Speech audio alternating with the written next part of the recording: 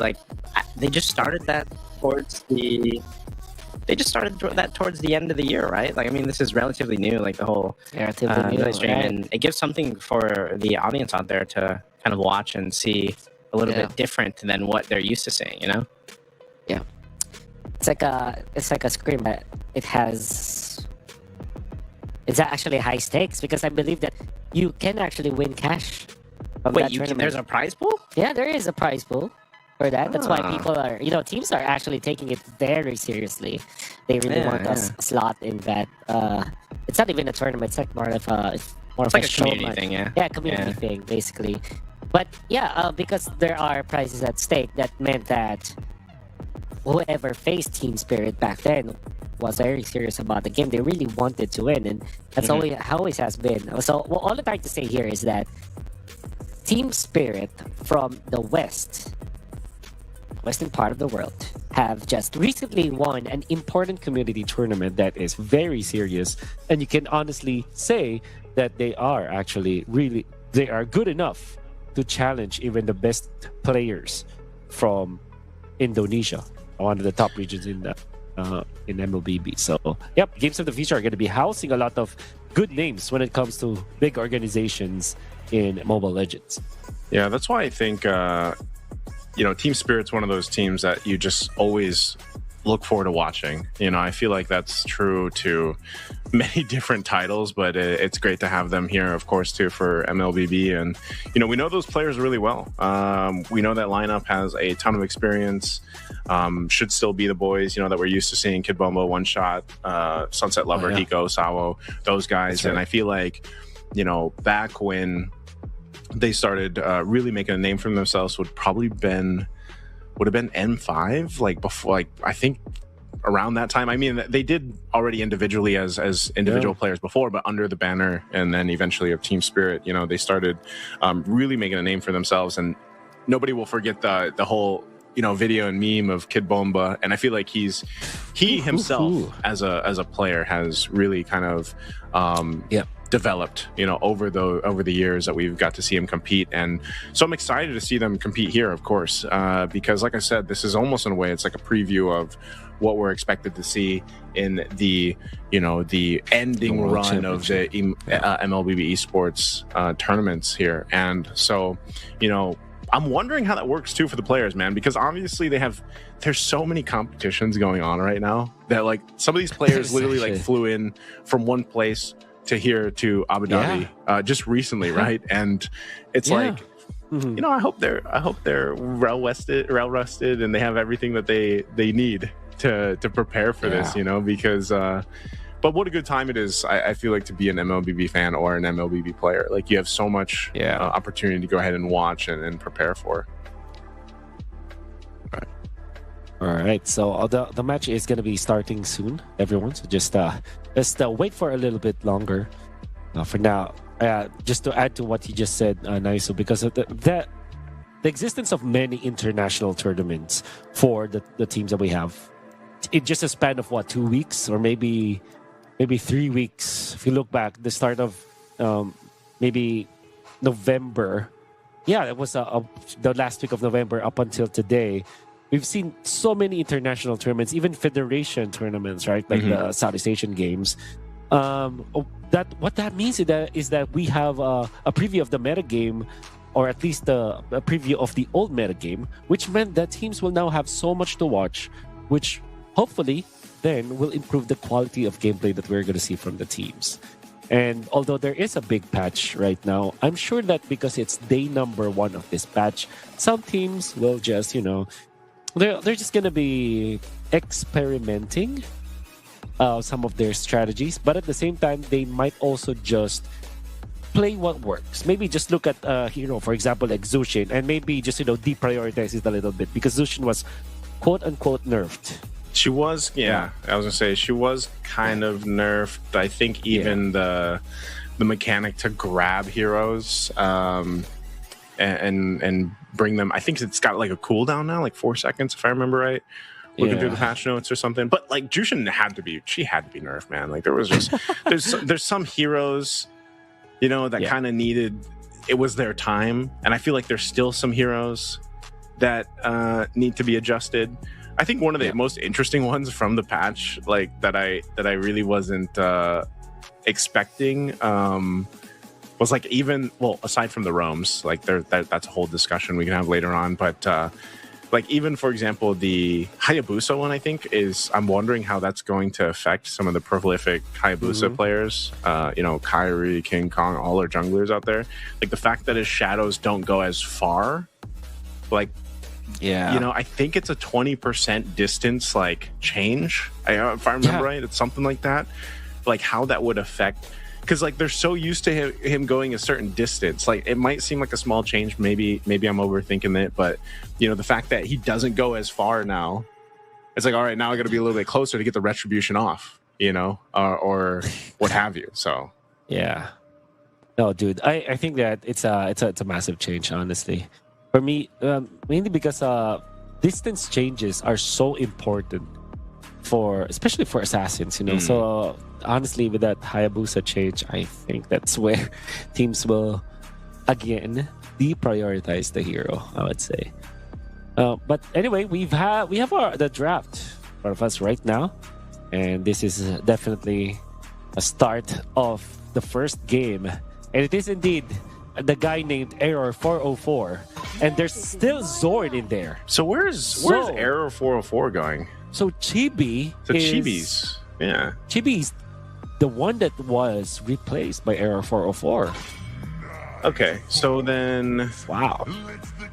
So Error crazy. Error 404 will be jungling then. Yeah, since no Chibi. I think so. Okay. Well, this could be one of the things we were talking about, like changing things up, testing things out here. Sure. We'll see. I'm surprised that Harith was still banned out by Vamos. Despite the nerf. Up against Aurora. This is an automatic ban. For when you look back 2 months, 3 months ago, for the entirety of the year, Mr. Doming. You would just ban Harith against Doming. But because of the recent changes, I think there was significant nerfs on Harith, I would say. I guess it's still a very strong hero, and Vamos will not let that go for now. Yeah, this is also I mean, from my understanding, Sora should not be playable, right? Like we don't for what, 2 weeks? So the entirety of Games of the Future we won't see Sora. Like we shouldn't. I believe. Right. Yeah, okay. Going to these bans though too, I'm wondering how the patch will even change these. I don't see too much. I feel like even that Hellcurt is just kind of like a targeted ban towards Team Vamos, right? On what kind of some of the cheeky picks that they like to bring out. But also I'm wondering, what do you think about the roaming changes, like the blessing changes? How big of an impact that has now. It is sort of related to Hellcurt, because Hellcurt can be played in the EXP, some played in the gold lane, but it can also be played in the roam role, which now will benefit so much from the dire hit. So generally speaking, what I read from the patch is that dire hit is easier to proc now, because you just have to deal damage.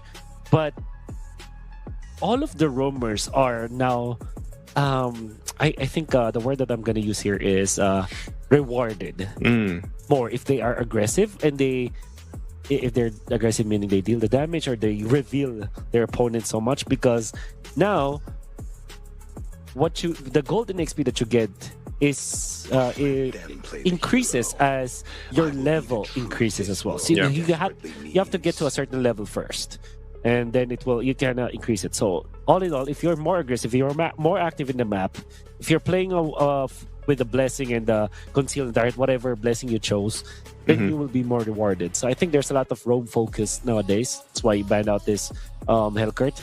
Now, I wonder if Team Vamos are still picking up Jushin, as it is an interesting take. Oh, Grok. Even though Grok was affected too by this patch a bit. Yeah, that's right. It was nerfed. Basically, all of the I really don't count as a nerf, right? So you can easily say that it's a nerf, because you don't gain CC immunity anymore from all of your spells, right? But your spells cannot be interrupted. Like your tectonic charge cannot be interrupted. Your passive cannot be interrupted, which I feel is like a big quality of life upgrade for the Rock, because that means that you're not afraid of your ultimate being cancelled. And I think that's that to me is a buff actually. Yeah, it's so he just doesn't get the immunity when he's casting the skills. Yeah, the slight immunity, right? So, yeah. But he still gets it when he does the tech charge. Wait, this is Sora.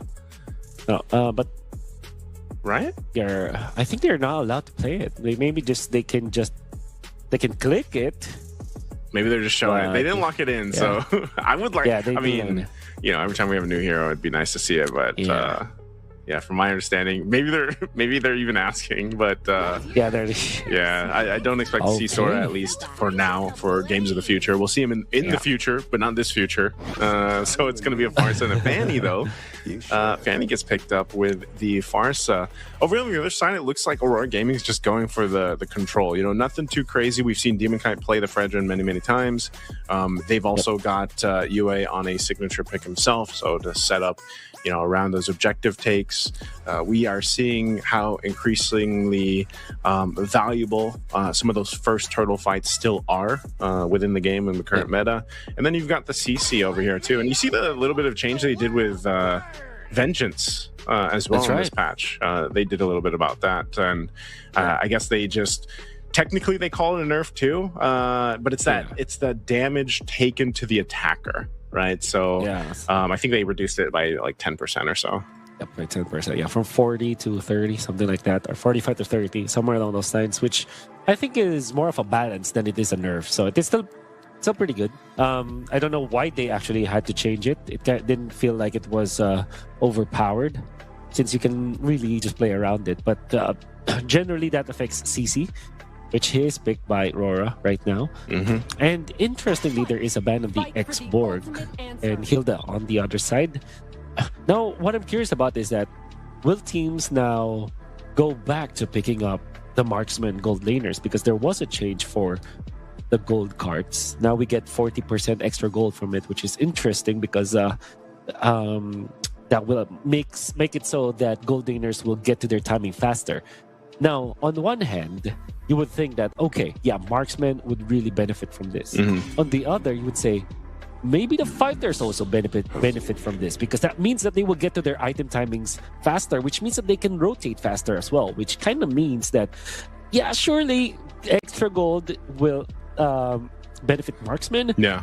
But fighters are also going to be very happy from the gold lane perspective if they played from that lane and be active afterwards. So they get the extra gold anyway, So it's a weird thing right now, because even for myself, it's like the gold lane obviously has changed. It's seen, I think, maybe some of the biggest changes over in this last part of the year, especially with the patches and everything. And I don't know, it's like, is it nice to not see all these like marksmen right now, or does it feel like you're missing that, that part of the team composition where it's like, okay, you have your traditional marksmen that are there, even though in the patch also nerfed, technically nerfed the marksmen we're used to seeing, which is just mainly Granger and Harith, right, to an extent.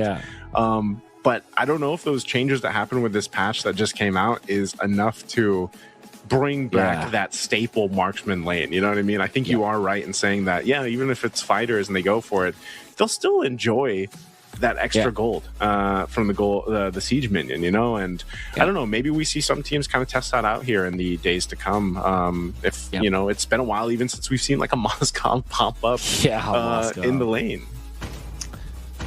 Aurora is a team that likes the Moskov, and there it is. You already have the ingredients that you need for the Moskov. You have your peel, you have the Fredrin for the tank. Okay, this is really good. Lilia has quietly, there was a buff on Lilia, and I think that this is quietly the best buff that you'll see in the patch, because what they upgraded from Lilia is not only the damage and like the mana cost or anything, it's the distance actually. I can't believe when she can. I also cannot believe it. I felt like she already had good range. Exactly. There's no need to buff the Lilia in that department, honestly. But this is so good because Fredrin hates playing against this hero. Eve also kind of does not like playing against a hero, but They will not go for it because they already have the Farsa. They'll go back to the Granger, which I feel is also a hero that was nerfed so badly. But the idea is you have a strong lane in the gold lane up against the Moskov, and the Fanny will be the centerpiece of the Vamos lineup.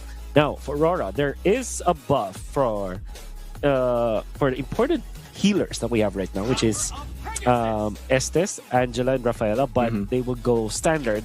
Not gonna change anything. So safe to say, for everyone out there, the patch did not affect one of these teams. It didn't affect them too much. I guess on both sides. Well, not really too much for Aurora, but more so over here for Team Vamos. You're going to see if there was that bigger effect for the Grok and Granger. You know, like since those were two of the heroes that did have some of the impact of the patch against us. So we'll see. We'll see how Team Vamos does with this kind of lineup. It's a little bit finicky because you've got a Fanny, and this is going to be interesting to see because I don't think a lot of people have seen Error 404 play. They're used to seeing, Chibi play. So we'll see how this one plays out, man.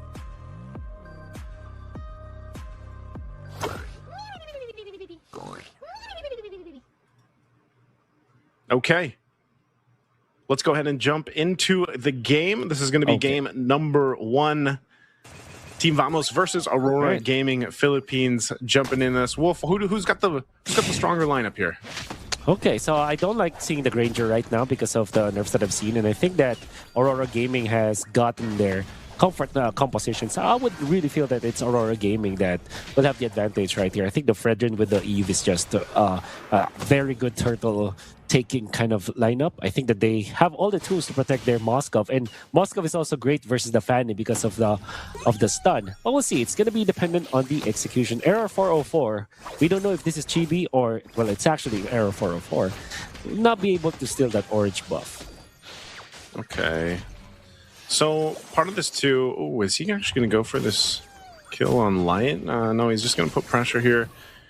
Team Kite, tanky enough, has UA with him. I think they just force him out of the jungle, so they're going to be fine. I think still, this is one of the things though, man. Like anytime you pull up that Fanny, you know that you're going to basically have to take care of the Fanny in a way throughout the game, at least if it's buff secured or at least giving that opening. And I think they have the lineup to allow that to happen. There's a lot of good combinations Team Vamos can go with having an Alice, having that Grok still there, the damage provided with a Farsa, of course, too. And then I think you're just going to have to see, it's not too often we actually get to see the double marksmen go against each other in the lane, and for a lot of the times we've seen so many fighters placed into there, but Natko versus Dominkite, this is going to be a good match to see. Yeah, it's been a long time since we've seen that lineup. Normally, in the laning stage, Granger is actually winning now, but there are some changes with the Granger right now. Light is just level 2 at 2 minutes. Maybe this is some of the changes with the roam blessings that we have, but Zorn actually has more XP, but Demon Kite takes the turtle. Oh, they're going to actually go for him. So Zorn has to burn the flicker. Is this, timing-wise, they would have been level 4, right? Light would have been level 4, so that's already the change that our viewers can go ahead and see, and maybe they've experienced themselves on this new patch.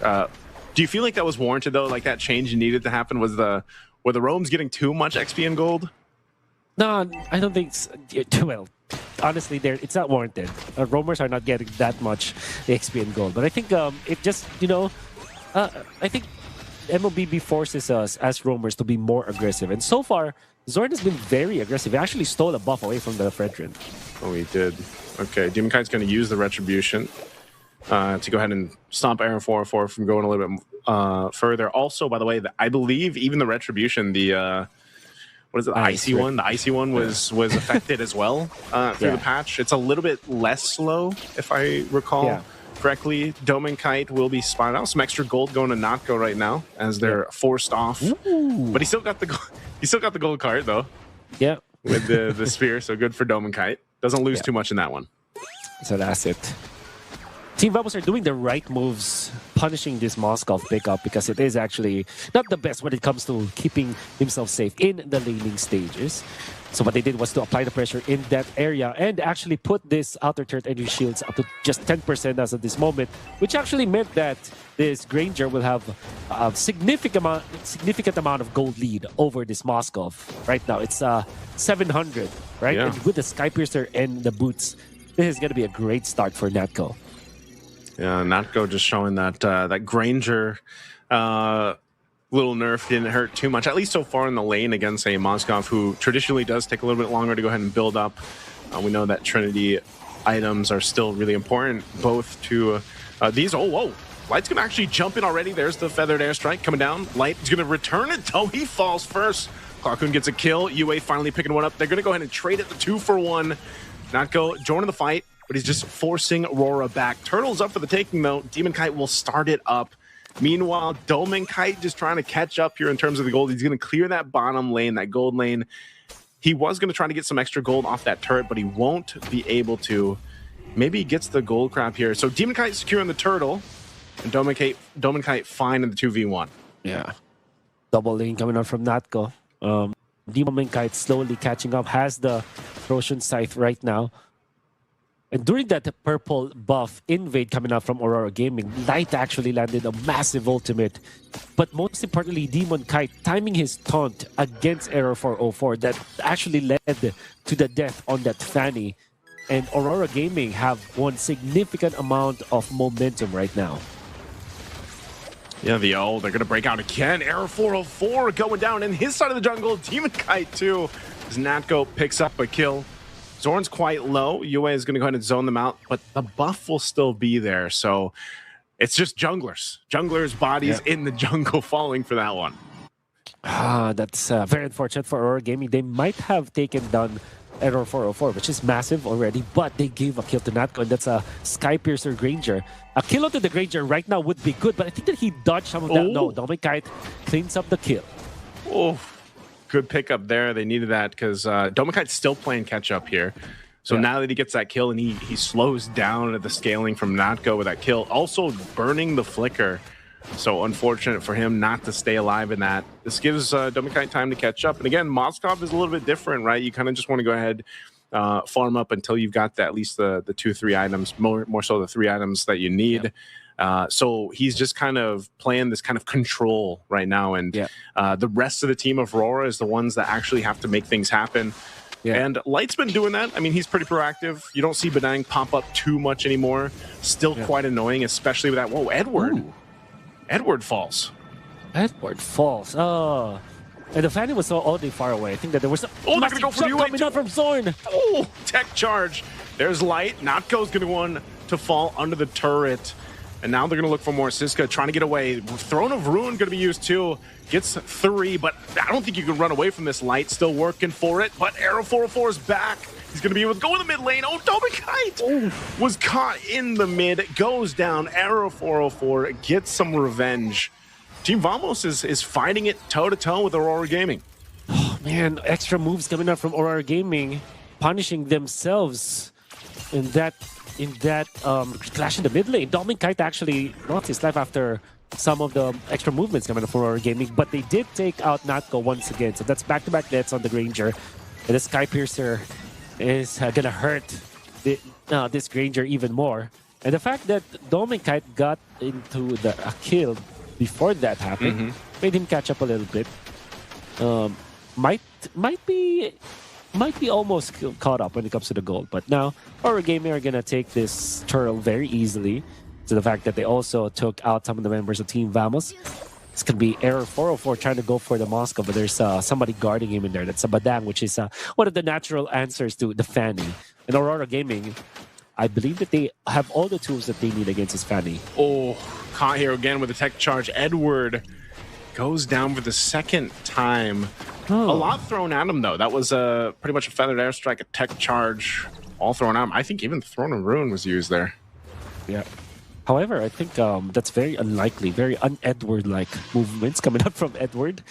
We've seen him as one of the most consistent players in the league overall, internationally, and he dies rarely. And when he dies, normally there will always be a trade for his team. But I think that's 2 unanswered deaths for Mr. Edward right now as the CC. And I'm sure that it's not because of the recent nerfs on the Vengeance. I'm sure that it was just because of his positioning as Aurora Gaming is punished once again. But here's the thing. Aurora Gaming capitalized from the group up from Team Vamos and actually pushed top lane. Yeah, there's not. I feel like there's not. No matter what hero you are or what player you are, man, there's not too much you can do with like 3 ultimates thrown at you. You know, especially with an attack charge. Now Zorn gonna face it. A little bit of a backup though. It's Dominkite that goes down.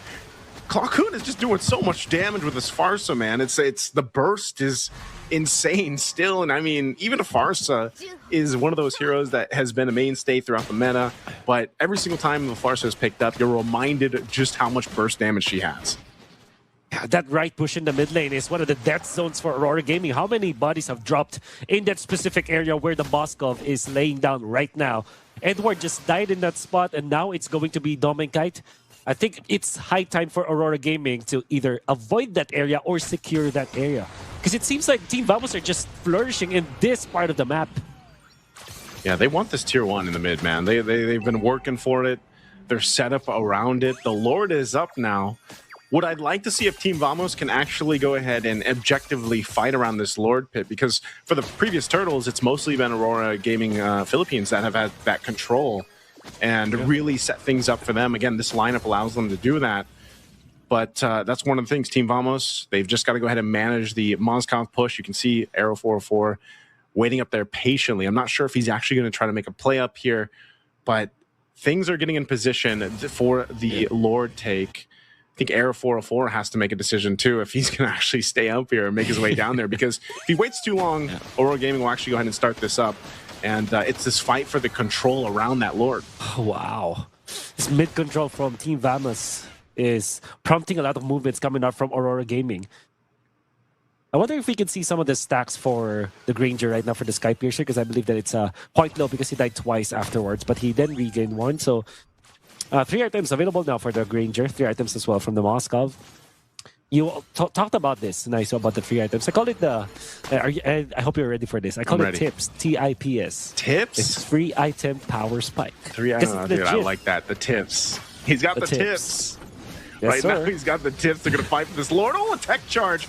Good usage of the flicker, but they're going to break out. Arrow 404 gets the Lord, but the fight's still going for it. Now Zorn going to fall. Double for Edward. He's popping the Vengeance. He's looking for the back line. There's the SOD. Dominkite joins the fight. He'll pick up Not Go. 4 fall for Team Vamos, all for the Lord. Massive retribution coming out from Arrow 404, stealing that Lord away from Aurora Gaming. But the post-objective team fight, Aurora Gaming are so good at that. The way that they used US Ultimate, the way they used Edward, this time nailing Kurt and Cole, and then the Dominkite, the proper usage of the dash, proper target acquisition as well. They have taken out Team Vamos almost unscathed. It kind of felt like they didn't lose as much HP because of how clean they were.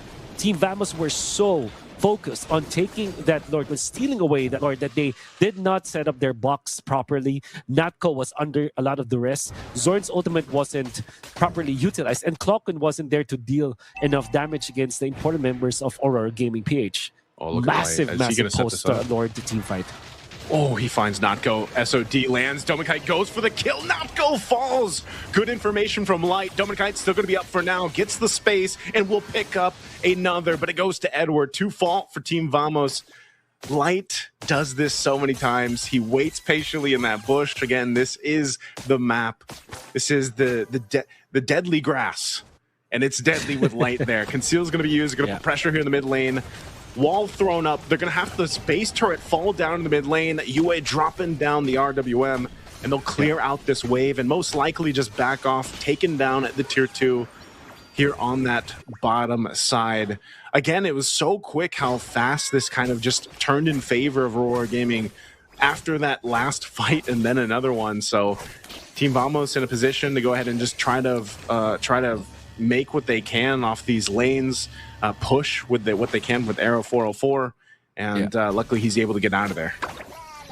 Another death on Natko just a minute ago. At this point, you kind of want to sell your Sky Piercer, right? Because it's almost a negative net worth kind of thing. Because I believe that exists for marksman that dies constantly. When he was up with 1 stack, he died twice afterwards. He gets another stack for sure to kind of recover, but then he dies twice again afterwards. Now he's picking up the BOD, so definitely it's gonna hurt. But the Sky Piercer stacks, it's gonna hurt him right now. And Aurora Gaming are leading by a significant amount of gold, and they even have pushed the mid lane turret, which was crazy to think that they didn't even get the Lord, but they got they won the important team fights, which allowed them to take that inhibitor in the mid lane. Look at the pressure they're going to put here on the purple buff right now. Meanwhile, up top, Light's making his way with the conceal. He's able to find Clockhoon, and Clockhoon's gone. That's a massive amount of damage out of Team Vamos. Another falls. Dominkite on the hunt. They'll pick up more. Now Natko's going to be next. He does kill Dominkite, though, but eventually Sizka dies, and Natko left alone versus 4. He's got a massive wave coming in, and Aurora Gaming knows that they can go ahead and deal with Natko. Midwave pushing in. They see game 1 in sight. They're going to jump forward, forcing Natko off, and there's nothing that a Granger can do as he rhapsodies to Edward's vengeance, and game 1 will go over to Aurora Gaming Philippines. Can see Vamos finding a lot of wins, mini wins in the early stages of the game, but come the Lord fight, Aurora Gaming just prevailed. Their positioning was really good, the way that they set up their own box, the way that they manage their pieces in that chessboard of real world manipulation. And even when they have lost that Lord Retribution, they won the post-Lord team fight anyways, which some teams would say is more important than the first Lord itself. And that gave them so much of an advantage, and they have taken over afterwards. They were fighting Natko consistently. They were taking out Sizka, isolating him away from his team, and then just raining hell upon this Alice, which meant that the combination coming up from Vamos was never really there. And despite Zorn having a good game in this particular game, especially with landing those ultimates, it wasn't enough because Team Vamos were not that connected. Whereas for Aurora Gaming, we see how well synchronized they are, not only with their individual team fights, but the way that they also manage the map. How many times have we seen Light find an opening? Even Dominkite finding the backdoor plays or some flanks that we saw from Aurora. I think it was great. So this was the reason why they won, and that's a 14-minute and 39-second game that they have won. Game number 1. Yeah, we got Light here. Just as you mentioned, just phenomenal game for him on the Banang. This is one of the heroes that Light loves to pick up. It allows him, like you said, it's an answer to the Fanny, but it's also just one of those picks for Light to utilize the way he did. Even towards the end there, he was able to go ahead and just deal with providing vision, which was for mostly Dominkite to have space to work with. I mean, Dominkite was technically trying to catch up, and then he made it happen with Light's help and his own mechanical skills that we see. Yeah.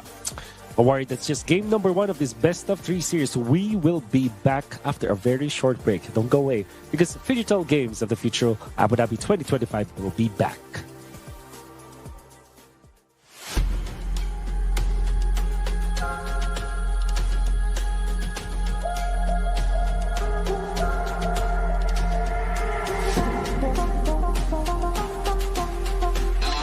Abu Dhabi and UAE at the moment seems to be the epicenter of autonomous, robotics, and many other activities.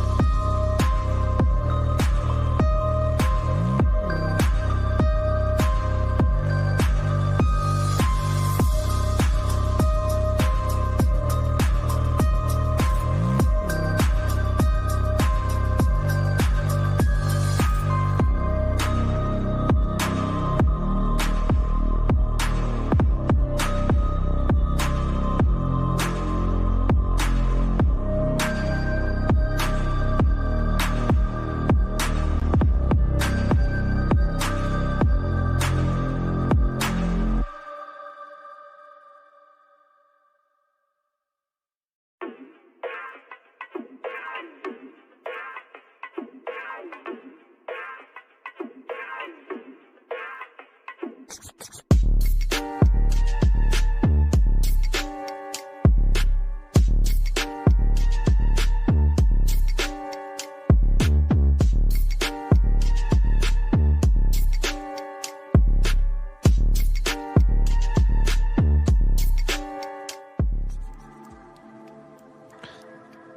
in action for the Digital Games of the Future here in Abu Dhabi 2025. It's Mobile Legends and it's Group A of our tournament. So far, it's a one-sided game, almost a one-sided game, won by Aurora Gaming from the Philippines up against Vamos from Malaysia.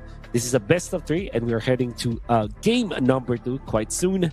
Your caster still is Wolf and Naisu. So what can we expect, Naisu, for game number 2 between Aurora and Vamos? Well, Wolf, what they can expect is it's going to be me and you for a while, right? I mean, for the whole day today here on Stream A, of course, but also for the days coming ahead of us. I think one big thing that we can say, if we took game 1 as a reference for the series, like Team Vamos, they're capable of maintaining that tempo, you know, that Aurora Gaming PH likes to play. Now, what, like, to build on that is I'm wondering if Aurora Gaming switches things up in the draft, though, because that's something they like to do. Like, their tempo can depend highly on the composition they bring out.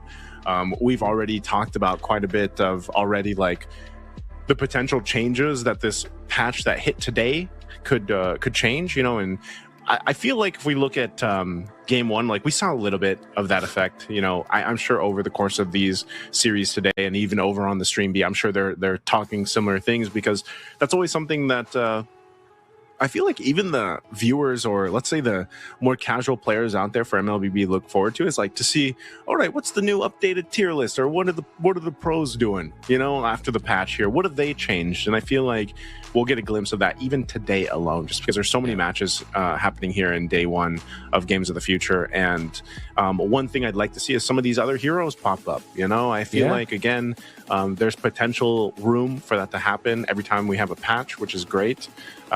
I know some of the heroes were hovered over earlier in the draft, like that Lilia, for example, which you were talking about, which I'd like to see in motion. I think Grok is still really darn good. Like, even with his... Even with his, I mean, technically it's quote unquote a nerf, right? But it's like you mentioned, you don't really feel like it's a nerf. He's still really good at setting things up. The tech charge is still great. He's still got that immunity when he does the charge with the tech charge.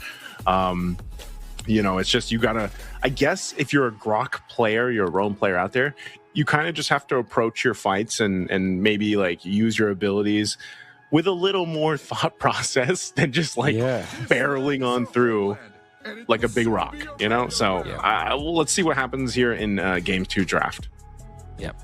Now, you mentioned something about seeing other heroes, and I've caught a glimpse of the other stream B, where Onyx was playing Homeboys, another team from Malaysia, and Onyx Esports again from Indonesia, where they played up against Freya and Angela. There was a time that Freya and Angela was a thing for the ranked games in the pub scene. But because of the changes in the patch and the update on the Freya, the buff, quote-unquote, modifications on the Angela, I don't know if it's a buff or a nerf. I think it's more of a balance. But basically, you have a longer cooldown on your ultimate, but then it starts to cool down once you use it. And the duration for the Heart Guard is like 20 seconds. I really feel that's a big buff, honestly. But apart from that, I think the Freya Angela that we saw would have been successful had it been that they were not facing a team like Onyx Esports, you know. I'm glad, like, Freya was such a cool hero, man. Like, I feel like she needed that change or that buff or whatever, what have you. I feel like, you know, I want to see Freya pop up more. I want to see more of these heroes, and I know that was kind of the theme of the patch. Like, and most of the times you'll see these little notes in the patch from Moonton and the developers talking about how, you know, they want some of these other heroes utilized, and some of the heroes that have been popping up consistently, competitively, and, you know, even in the own ranked games, they want some of those adjustments to go. So I'd like to see more of those heroes, more of even the potential healer roams that you were mentioning in the end of game 1's draft. I'd like to see them pop up some more. I mean, we still saw Estes here and there pop up, but like Estes, the Rafaela even, I think can fit really well. Grok is still going to be highly competitive though for Rome. So obviously if there's a Grok across from you, it's kind of hard to decide like, all right, let's go ahead and pick up more of an Enchantress Rome or like a Healer Rome to deal with. But we could very well see Light just pick up a Batang again, honestly, if they wanted to, depending on what the jungle is going to be over here for Team Vamos. They'll just go with the same thing from game one. They'll get the CC for Edward, and then, of course, the Eve for Yue, which is funny, too, because for Edward, I feel like he had a rough start to game one, and then all of a sudden he just redeemed himself throughout that game. Oh, a different choice now. It's not gonna be the fan. It's gonna be Yi Shin with this Uranus for Team Vamos. They have played the gold lane Uranus before, so this is still a flex, I would say, especially up against a CC. But some players will, I think maybe 60% of the pro players would argue that Uranus is good versus this CC, so we'll see that later on. Instead of the Fredrin, Aurora is actually hovering on this Akai, which I feel like is a great way to deal with the Yi Shin, because you have a lot of stuns with you, and Traitors can only avoid so much. It's just a millisecond of immunity, but instead they will go Guinevere. And the thing is, nice. This is a flex pick. It could be played by Lights, but it can also be played in the jungle role. In the jungle, yep. How do you feel? Like, I feel like it works best in the, like, for me personally, in the roam. I feel like it's a good roam to go ahead and have. I don't know. What do you think? Do you like it better in the jungle or roam? Yeah, I also agree that Guinevere is great in the jungle role. The roam role, I mean. There are so many good junglers out there for sure. Like up against the Hayabusa, up against the Yi Shin, you immediately think Hayabusa or Joy, and because of the Lancet. But the Hayabusa, after a lot of nerfs out there, you might not consider it anymore, which kind of leaves Team Vamos in a conundrum here. Are they gonna ban more assassins for the jungle? Do you ban the Joy, or do you ban the Moskov, which was a big problem in the previous game? And I think that Aurora are really looking into the Moskov again as a red 4 pick. Yeah, you might as well. Again, if Moskov is left out, because like the last ban too, I mean the Harith is already banned out, so I don't know. Is it worth the ban slot to take out a Moskov? Or because again in that lane for Notco on the Granger, he was actually winning the lane. He was actually doing really well against Dominkite. They'll decide to go ahead and ban out the Fredrin, so they're still going to narrow down some of those choices for Demon Kite. But again, he's one of those players that can play utility if he wants to. He could play assassin. It'd be funny because I know people. Maybe they have flashbacks from the grand finals in MPL Philippines, but maybe he pulls out the Barretts. Barretts also went through a bit of a change. Yeah, he got a buff. He got a buff, so he gets the max. Is it Big Boy stacks or something like that when he uses Daytona's Welcome now? Big guy, big guy stacks. So maybe Demon Kite pulls out the Barretts here. I don't know what he's going to decide to do, or even one of the assassins like a Hayabusa if it comes through. Yeah, I believe. Yeah, Barretts is not a bad guess at all. Nice. I think that it could be picked up by Aurora themselves, knowing this team likes to play utility for Demon Kite as well. Usually it is backed up by a Rafael or a Matilda though, which means that this Guinevere might have a different role to be in. So now no Moskov ban, no Joy ban coming out from Vamos. I would guess that Aurora will pick their Dominkite hero here. You still think it'd be Moskov? Yeah. But up against two tanks that can pick up the Chastise Pauldron, maybe they'll think differently. Maybe they'll pick up something like even a Brody could work, right? Right now, because it has been part of the conversations, the marksman, especially because Granger is not that strong anymore.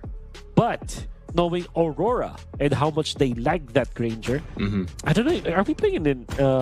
Okay, yeah, the carry works way better than my idea of the Granger. Shred it's a him strong down. lane in the marksman. Yeah, it's pretty good. So yeah, pretty good pickup here from Aurora. Yeah, you don't see the carry too often. That comes through, though. Able to go ahead and shred through some of the tankier heroes over here from Team Vamos. And, they've got it just between the Uranus and the Grok. Aurora, I believe she got a little bit of a... Yeah. I know some of the mages did. I think she was one of the mages included in the buff. So basically, it wasn't anything too crazy. It's just like additional freeze time, but she's not picked up. It's the Kimmy instead. And then this was banned out earlier. The X-Borg was banned out in the previous game. So they get the X-Borg in their hands. This lineup from Team Vamos covers a lot of the grounds. They're very durable. They can actually pump out quite a bit of damage just with the combo alone and the crowd control that this lineup gives them. So a really good team fighting composition from Team Vamos here. Yeah, had it not been because of the Eve, I would have said that this X-Borg just answers a lot from the side of Aurora. It's great versus Gwyn as well as CC. It's just spectacular against those two heroes.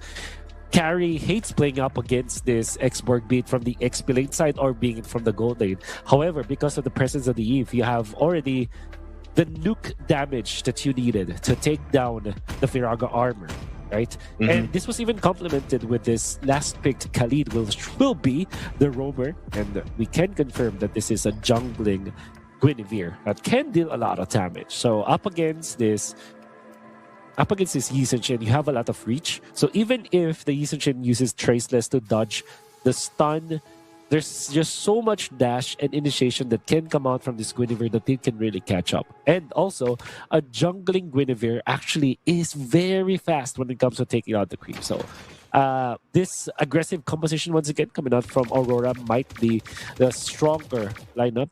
But for Team Vamos, they're going to be pushing all of their eggs in this basket called Aero 404 this season, Chin.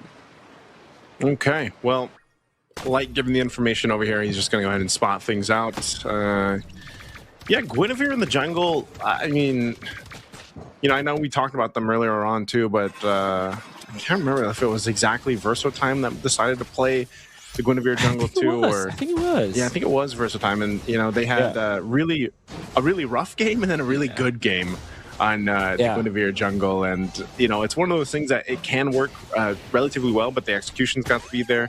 Demon kind of feel like is one of those players that should be able to pull it off, but he's already going to go ahead and start trying to take some of the camps over here from Team Vamos. I think he's just zoned out though by Zorn. Zorn will go ahead and push him out of that jungle, so keeping things under control for Team Vamos. And then I wonder why Natko is not having a good time against Nomenkar, because I would have said that Team Vamos, all their lanes are really good. As Light is just being very aggressive right now. I wonder what his choice of Roam Blessing is. I think that we're not able to see it. I hope it is actually Dire Hit, which is going to be really spicy. But yeah, okay. So it is Dire Hit. That's Encourage, yeah. Yeah. The thing for the Khalid too is you just actually do quite a bit of damage early on. Ooh, wow, they get the flicker out already from Zorn. Some early aggression here in the mid lane, and 8 seconds away from this turtle to be up. So, Zorn's just gonna kind of be a vision provider for this one. Without the flicker, he's got to be a little more careful for this. Doesn't want to get set up because again, he's doesn't have that tech charge just yet either. So they might choose to just give this over to Aurora. I know they're going to go ahead and focus on getting the buff here too, and Aero 404. Unless they fight for this, they just go for the 50-50. RWM going to drop down. He's charging up. Zorn's going to be the first to go down, and Demon Kite will secure the turtle. Light Quicksand guards, heals back up. They're fine, and Aurora will win that first fight. Yeah, Demon Kite reading Aero 404 like a book. Great usage of the real-world manipulation. The way that they timed it made it so the Team Vamos, even when they wanted to fight, they couldn't. And Aero 404 might look for a kill. Light has the flicker, has the quicksand guard as well. Aero 404, what he did was to pop his pop his arrow towards the turtle, which could have actually stolen. Maybe there's a chance that he can steal away. It's not as strong as a retribution, but the way that Demon Kite read through it, it kind of felt like Aero 404 was helping Demon Kite take down the turtle. There's some extra damage. As he saw, as soon as he saw the Yi Sun-Shin stop attacking the turtle, wait for that arrow to fly, gets the retribution and gets the turtle afterwards. Well done, Demon Kite. But Aurora Gaming are leading by 1,400 gold because of the movements that they were doing in the early stages. Yeah, this is interesting too. You know, Light's got quite a bit of a level advantage against Zorn. I mean, nearly a full level. Zorn just hitting that level 4, so he's got the tech charge now. So this is the opportunity for Team Vamos to go ahead and start making some plays, just like we saw them do in Game 1, where it was really heavily focused in that mid lane. But they're going to have to choose the fights better, I feel like, because at some point in Game 1, they just kind of were caught. Oh, here we go. Demon Kite, just tons of damage on Arrow 404, even without the RWM. Again, the power of that Guinevere, that burst damage against a YSS really showing there. They're going to force them off again. Zorn trying to get away. He's going to have to tech charge defensively to get on out from not dying there. Wow, that was great usage of this Guinevere. And you can really say right now that, yeah, Guinevere actually answers the Yi Sun-shin in many ways. Obviously, Yi Sun-shin is still a very strong jungling hero. But the Guinevere, if you play it correctly, like what Demon Kite is doing right now, is actually outplaying Arrow 404 many times this game. The fact that you have so much reach through your spatial migration, your dash, there's so much ways for you to tools for you to deal with these Yi Sun-shin. And look at this, Aurora so aggressive behind tier 2. They're going to force the tech charge. Edward pops the Vengeance. He got the Regen too. It's actually still alive with the Turtle Shield that came through with Natsuko, the one to get punished. And now Zorn going to be next. They're hunting him down. RWM will drop down as Yue picks up a killing spree. Ziska can't do anything but watch his teammates die on their side of the map. So Aurora Gaming in Game 2 will take everything. Oh man, Natko miscalculating the ultimate. He popped it way too early and Edward survives because of that. Now, they want to go for an exchange though. They will take out one. Good trade. That was a good trade. I mean, they at least get Demon Kite, but still Edward's going to find Ziska, so Aurora Gaming doesn't go out empty-handed after that. But at least Team Vamos on the board. But they have a lot of grounds to cover here, man. They're 4,500 gold behind. Yeah. And this is a lot at 5 minutes in. Especially if you're a lineup that wants to win in the early stages because of your fighter gold lane choice of the X-Borg. Natko, unfortunately, only getting the War Axe as of this moment. 5 minutes and 57 seconds in. Quite slow with the timing, and it might be so bad already for the entirety of Team Vamos. They're not having a good time right now. Whereas for Aurora Gaming, you have Domikite with 2 items already up. That's Corrosion Scythe and the Golden Staff available for the carry, which should have been struggling in the early stages, but Team Vamos have fallen so badly in the early stages that now they are the ones having to look for an angle for Aurora Gaming to maybe commit a mistake and maybe mess up. Aurora Gaming is unfortunately not a team that's known to do that. Yeah, the only time we've really seen them make big mistakes are when they go against their Kryptonite, man. And right now, that's not Team Vamos. So Aurora Gaming getting in position. Edward just going to take everything. Still going to be fine with the Vengeance. There's the initiation with Raging Sandstorm. It's Arrow 404 that goes down, and Zorn goes down as well. Yue picks up a kill himself. Aurora just came to take 3 kills and the turtle. And again, they continue to take everything they want. They'll focus on the mid lane next. Ziska and Natko left alive, scraping up what they can, but they're going to have to watch the tier 1 in the mid fall as well. A huge power spike in favor of Aurora Gaming PH right now. Yeah. A string of good outplays coming up from Aurora Gaming. And as of this moment, the gold laner for Aurora Gaming is leading by 2,000 gold from his competition. That's exactly 1 item ahead. And that's going to be a big problem now for this X-Borg, who's not going to be impactful in the team fights. Oh, look at this. Light just able to go ahead and cause havoc here. Take the attention from multiple members of Team Vamos. So still just putting that pressure on this side of the jungle. They'll go ahead and refocus on grabbing the buffs they need and resetting here. Lord's going to be up in about 1:10. So Team Vamos has time to go ahead and catch what they can. I mean, even so, I'm just wondering here, Wolf, like, do they have enough time to even get in a fighting position for the First Lord, or do they just have to give it away in hopes to defend against that First Lord push? My quick answer is that they don't have the time for it. And I think that it's way smarter to just give it away, just get the farm that you need. Maybe defend the Lord push from your own side of the base. Because to be fair, they have the X-Borg as well as the Kimi.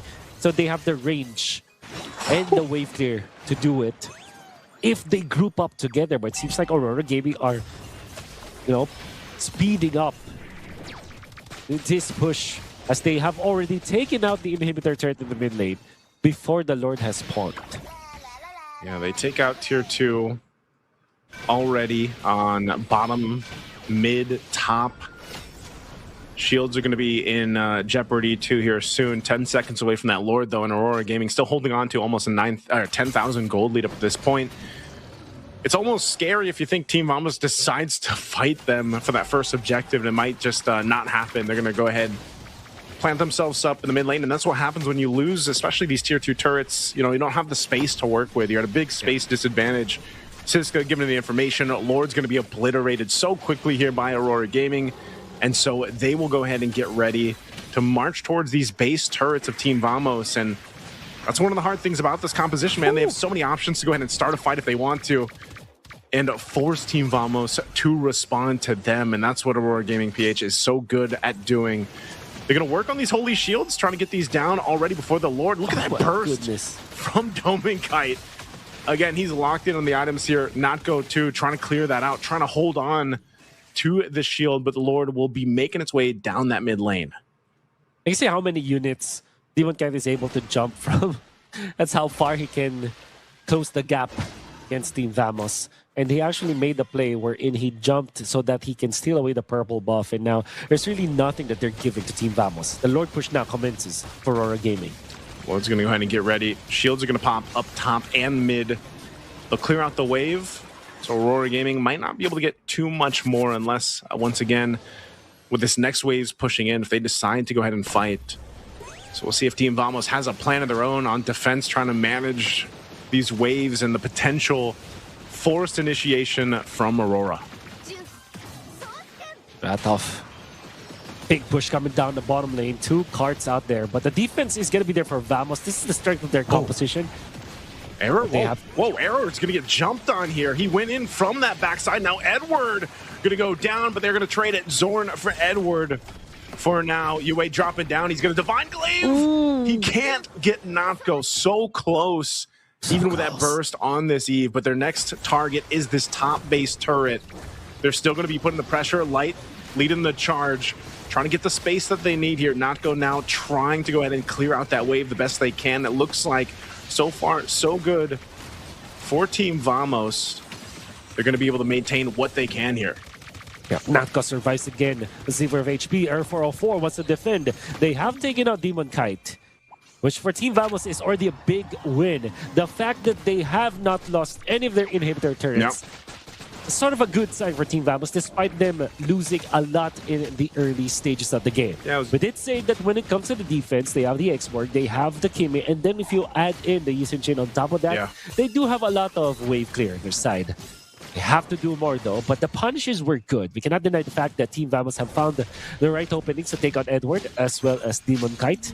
Aurora Gaming, because of the lead that they have amassed in the first 11 minutes of the game, it's been that they're still comfortable despite losing core heroes from their side. Yeah, this is one of the things, is their defense. Even if you're down, 5,000+ gold, you're still in a potential to defend it. We've seen it happen before. It's just you really have to be kind of locked in on that defense and managing the waves, and that takes a certain amount of finesse for Team Vamos to pull off, being down how much they are here. So with Lord coming up, I'm wondering if they're actually going to go ahead and try to contest this. It might just be up to a point of, let's just try to make it happen.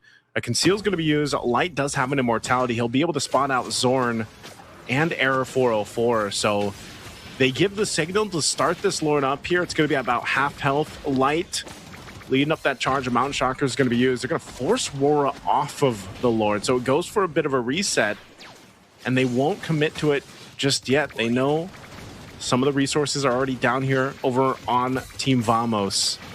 This might just be a bait play from Aurora Gaming. Again, Lord under half.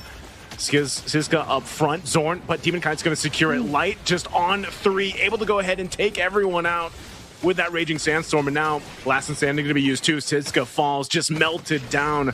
Domenkite unleashed, and there's a huge tech charge though, but Zorn will die as well. Natgo going to be charged down, chased down. Error 404 goes in with a last-ditch effort, but won't be able to kill anybody. Again, it's only Natgo left alive, and Aurora Gaming seeing the sweep in close. They're going to charge in to the mid lane. Again, Natgo trying to do what he can. Has some shields, has some armor, but it's not enough. They'll wipe out Team Vamos, and Aurora Gaming Philippines will take the series in a sweep. Just like in the previous game, it was just Natgo surviving in that last clash as Aurora Gaming once again found the right openings, did not die, almost unscathed in that exchange as Light starts and mans the front line for the team. Great initiation leading to great connection with all the damage dealers on the side of Aurora Gaming. And if you compare that to the side of Team Vamos, they just couldn't find that kind of opening. They were taken out by Aurora so easily, and when the tech charge was already found by Zorn, in a great play at that, catching 4 heroes, knocking them up into the air, there wasn't any follow-up. Natgo wasn't ready, doesn't have the Virago armor anymore, and although he survived afterwards, it would have been better if there's someone to deal the damage. Vamos players were just dropping one after another because of Aurora's great positioning and great timing. And of course, they have led this game very early on, so it would be very easy for them. Only 3 deaths across the members of Aurora, 15 for Vamos, and that's how you know that this game was one-sided. Yue, the MVP of the game. Yue getting the MVP. Again, Eve back-to-back. So deadly on it, right? And it's one of those mages that just has so much control, but also, especially when you get towards those later items, especially the Divine Glaive, when he had that, you're able to go ahead and melt down members very quickly. Even in Exborg, like you mentioned in the draft, you know, you've got that answer to go ahead and deal with that Frog armor, and that's kind of what we saw. Not only that, but gives you a nice box. That real-world manipulation, that ultimate really helps set things up into, you know, those fights in the jungle or the fights later on in the base there. So again, just congratulations to UA, congratulations to Aurora Gaming Philippines on this sweep against Team Vamos. They're going to move on to round 2, of course, and Team Vamos will head on down in that Group A to see who ends up winning or losing against Verso Time and E7. That's right. It's not over for Team Vamos, but it's definitely really good for Aurora Gaming. On the other side, I saw that Onyx already has won, but we will see more action for Mobile Legends just here at Digital Games that feature Abu Dhabi 2025. We will be back for more action for you guys, so don't go away, and we'll see you later. Abu Dhabi and UAE at the moment seems to be the epicenter of autonomous, robotics, and many other activities.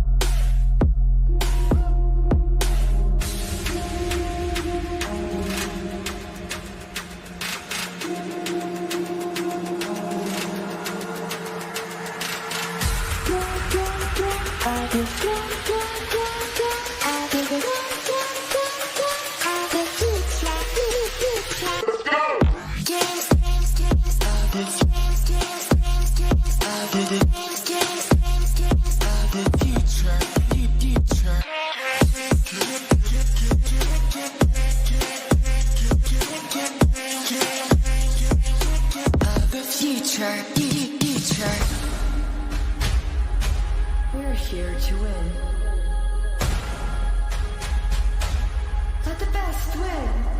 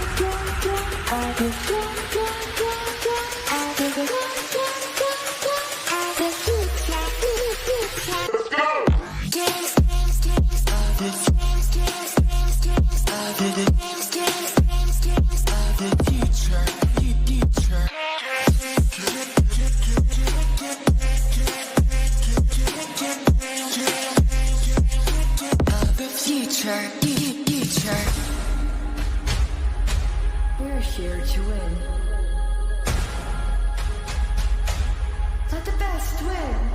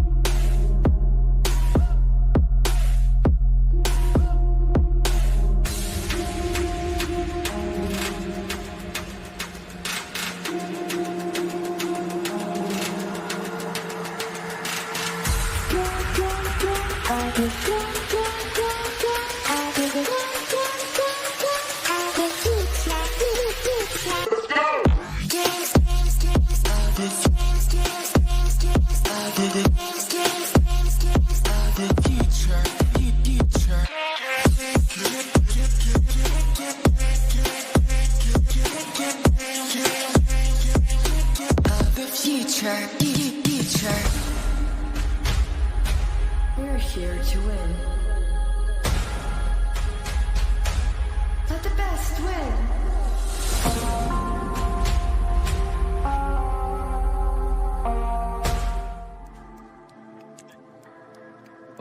Back in action for the Digital Games of the Future in Abu Dhabi with Wolf and Naisu bringing you the action for MLBB. Naisu, we are going to a different group right now. I think we are going to Group C, and that means it's going to be RRQ Hoshi going up against Team Spirit.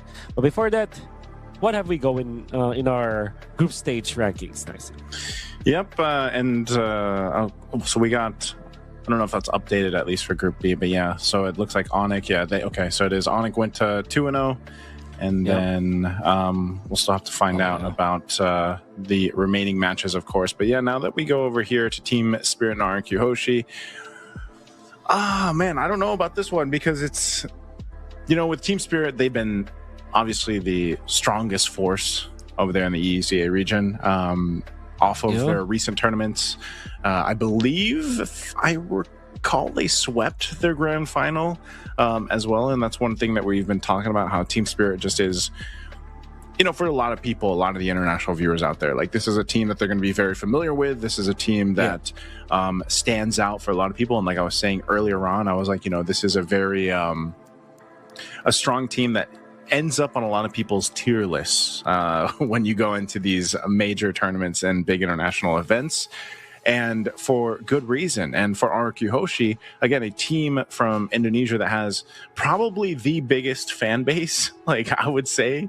I don't know if there's a team out there that has a bigger fan base, or what's the closest to that. Legends. Yeah, for MLBB.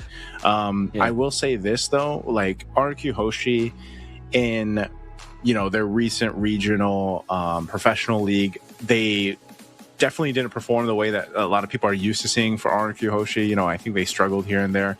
And if I remember right, they didn't make the playoffs, right? They didn't make their playoffs. And so I'm wondering, again, anytime you have a team like that and you're considering, just the history. Again, the history behind RQ Hoshi is massive. Like it goes so far into the history of MLBB. And I'm wondering how much they've been able to improve from their recent regional professional league into this. Because going against Team Spirit, as we see the lineup here again, players we're all familiar with: Sunset Lover, One Shot, Hiko, Sawo, Kid Bomba.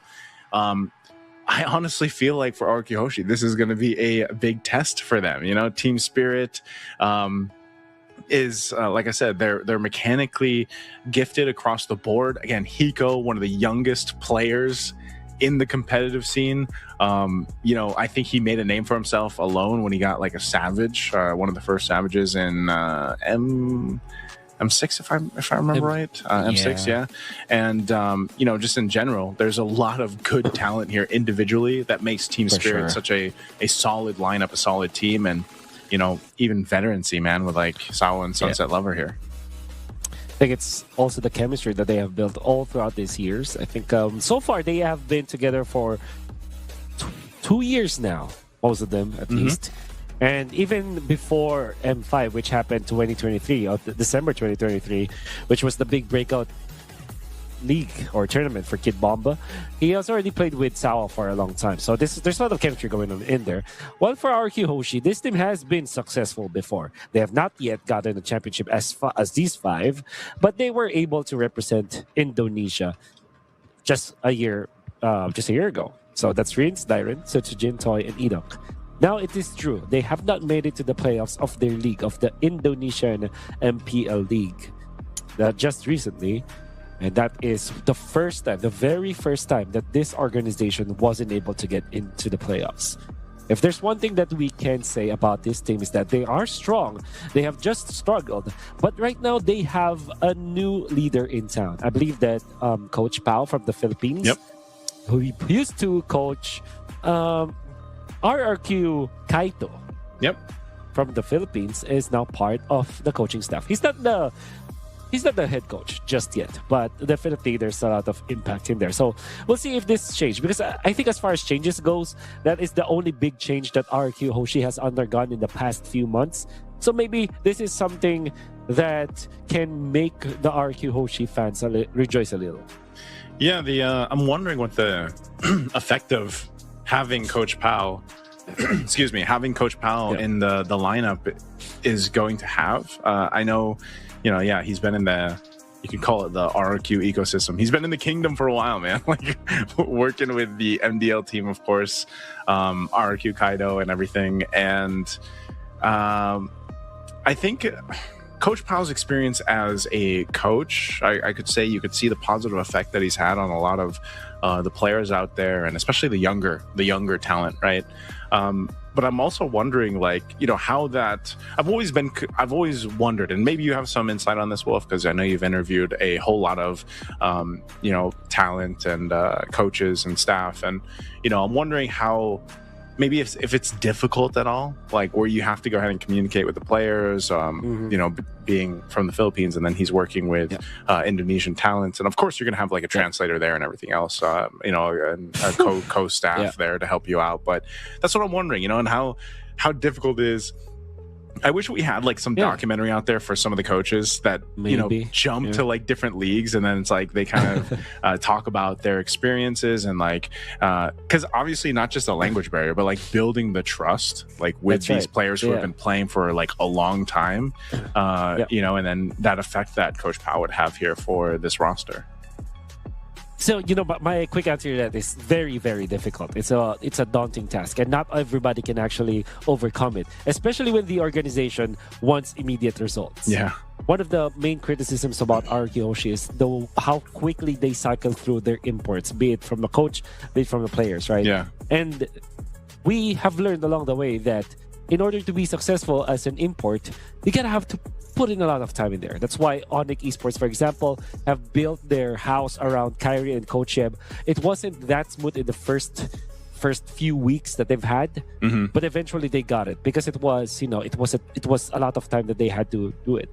Same with Baloyski, for example, right? The first 2 seasons of Baloyski weren't that successful, and then come the third, they have already established their strength in that region. Right. That can also be said with other regions. So immediately it's so difficult. And not only do you have to adjust with the language, you also have to adjust with the culture, because in every country there's a different culture. The way that you handle your players in the Philippines will be totally different when it comes to handling them in Indonesia. Obviously there are cultural differences, there's religion as well, there's the way that you eat, like there's so many different ways that you have to go about it. So it's very difficult. And now I would say when it comes to the language barrier, it's definitely a big problem. However, I think it's different from region to region, because I feel like at least in Western teams, they can speak English easier. They can understand English much easier. So you don't really have to change your language, because Westerners would just speak in English. But I think like if you're, case in point, Indonesia, it's different. The imports that we have had to learn Bahasa Indo instead of the Indonesian players having to learn English. Right. So, fortunately, Indonesia it's a much Bahasa Indo is a much easier language to than Filipino. I would say, a lot of people will agree with me. Actually, Philippines is one of the most difficult languages to learn. Yeah, I can speak. I can speak on that, man. Took me 14 years, right? It took me it took me quite a few years. Not 14 years, but it took me quite a few years to obviously be able to understand and speak it. And that's right. Yeah, that's one of the things that I've always wondered is, especially when that door opened for imports, which was. That would have been what? 2022? Was it 2022? Like when imports really start, like the first imports, at least for a player, was Kyrie and Coach Yeb, right? Like, they were the people that started the whole thing, I feel like. And, and when you have that in consideration now, like you even have players being imported all over now. And it's not always Filipinos, but yeah, there's a lot of Philippine players, coaches that do go to different parts of the world. I know we spoke about Verso Time earlier, and I remember, one of the teams that competed in that tournament, I think it was Cyber Hero, they actually had 2 Filipino players for their competition. That's right. And one of them was, he was under the name Mark Teasy. He was actually from RQ Kaido, I think, the MDL team. And then they had Kimpoy from the old Blacklist International, right? Yes, that's right. And so you have a bunch of these players and coaches having these opportunities to jump around, I feel like, and put their impact in, which I've always been intrigued by and interested in, and how they're able to go ahead and make that happen. But I feel like that's nature, the nature for a lot of Filipinos to kind of go across the globe and provide their talents and hard work that comes with it. Yeah, and we can see that it will really depend on how much time the organization puts into it. Yeah, let's say there has been like stories of instant success across some of the regions. You can even attribute the first championship of Onyx Indonesia with that. However, if you think about it, the players already for Onyx Indonesia were already really good and veterans in their scene. But all I'm saying is that there were cases of where imports go to a team and organization and they become instant success, but it's only one out of the many failures of teams that invest in other nationalities. But I guess in the case of RRQ right now, they're going to be just focusing on their own squad, but just including one Filipino coach out there, one Filipino analyst at that. Yeah. Then I remember talking to Kid Bomba. They had a Filipino coach before, but they felt like they have gotten to a point where their own hard work can already make it work for them. You get my meaning, right? Yeah. Of course, it would help if there would be someone, but I think like they felt like they're already hardworking enough for whatever they're doing to be successful. That's why they are just focusing on themselves. I don't know if they actually got a different coach right now, because I feel like they are they're that kind of team where if there's an international tournament, at least they'll get someone to help them out when it comes to like planning and coaching. So I'm looking at their lineup right now because I felt like there wasn't. It's their coach Cold Star and Statsman. Oops, apparently is the analyst, I believe. From they're from the same region anyway. So yeah, they didn't get anyone from a different region. Yeah, wasn't I can't remember right. It wasn't Team Spirit boot camping. Were they boot camping in Malaysia? Where were they boot camping? I feel like I heard that they were boot camping even before this. Was it Malaysia? It might have been Malaysia. But I know that Team Spirit, also one of the teams that does a lot of time to prep. They go ahead and do a lot of things to make sure that they're prepped and ready for any of the tournaments that they're able to go ahead and compete in. And like I said, from the ECA region, they are that team that usually is the representative, and they've put in a lot of work, a lot of preparation for a lot of the international tournaments they go, and they relatively do pretty well. But one thing that really stood out from the tournaments over in their region previously, and I'm glad we get to see one of them later on for Games of the Future, is, like I said, more teams like Verso Time, for example, have been getting more competitive. And when they get their opportunities to actually play against some of these stronger regions, they actually take games and series against them. So I think, again, this has been a region that a lot of people have had their eyes on. And yes, as storied and historic RRQ Hoshi is, I think it's starting to happen for the ECA region. And Team Spirit is that team that's really the forefront of a lot of that stuff happening for that region in a good light here. Yeah. Kind of made me think, right, for Team Spirit, because whatever you just said kind of sparked some interest in me. Like, how are they actually keeping up with how strong the other regions are? Because I think that in their region, there's not a lot of tournaments that's happening, and even the ranked scene is not that as intense as you would say for Southeast Asia. I wonder how they kept their talents intact, because I watched the way they played. They're really good. They can really match up against the teams in Southeast Asia, and I would assume that they are not having as much game from their own region. So maybe that's I actually am bewildered by how they managed to get so good from that region. Do you have any insights in that? I don't have any insights on it, but I'm just like, I know that they enjoy and I feel like they've gone to a couple different places for boot camping. But if I remember right too, like for Team Spirit specifically, I remember there was like an interview before, and I think they were talking to Kid Bomba, and they were like, so out of all the places you've boot camped, where's your favorite place to boot camp? I think he said Malaysia. Like, if I can recall correctly. Oh. And it was like a mix of things. Like, I think they just liked the country, the hospitality that they received there, the accommodations, of course, the food. I think most people would really talk about the food in Malaysia. I know you and I have. I love it there quite a bit. Yeah. But I think also just like maybe it's also to deal with like when they schedule the scrims and everything else, like they have a little bit of an easier time go ahead and scheduling those in specifically in like Malaysia, not so much like and then maybe they just enjoy the rank there too, you know, ranking up and getting the grind in. But I think mostly it's that accessibility to the scrims and the scrim partners that they can get while they're out there, you know, and playing on that better, or I should say faster server than probably what they're used to over in their region. Yeah, because obviously their region is larger. I think generally teams would boot camp to Malaysia mainly because of how easy it is to set up camp there. I think because the land area is quite bigger in a way, and there's a lot of like rooms to rent. Remember, again, if you're housing an entire team, you need a big house actually. Would you live in Malaysia, Wolf?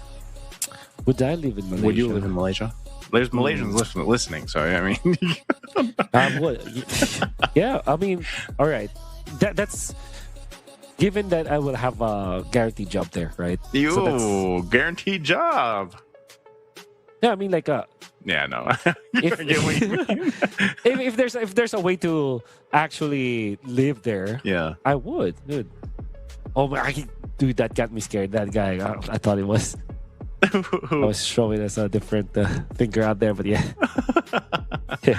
It looks like they're just about ready. I know I saw the thumbs up come up earlier, but it looks like the players are just about there. I wonder, is it cold? Are those hot packs? Like, you know how most players usually have hand warmers, right? Like they usually have hand warmers. Like we're so used to seeing in the professional leagues that they have like the little hand warmers because usually the venues are pretty cold. And I noticed like majority of the players are wearing sweaters or they're like in long sleeves. So it's like, I wonder if they just ask for like hand packs or what, if they're going to put that on their hands. Okay. Now you can remind me. Okay. Yeah. But yeah, you know what? I think that this is one of those classic hand warmers. Is this the ones you stick on your hands? This used to be the thing. Yeah, you kind of shake it a little bit so that the friction will be there because I think that the beads bounce off each other. I can see it. With each other, and then it eventually becomes very hot, or not very hot, like enough to warm you up. So how much does this actually help players? I mean, you've worked with a lot of players, so like how I've never worn one myself, man.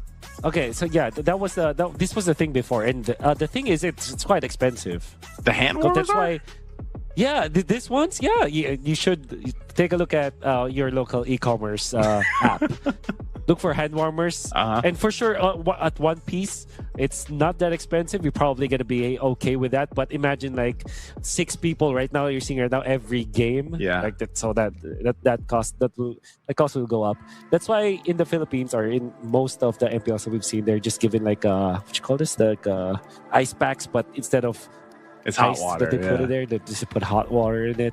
This one, you just have to like shake it a little bit or maybe rub it off, and then eventually it will. Even Team Spirit's getting them, man. Yeah. Oh, I see what you mean by the price. Jeez.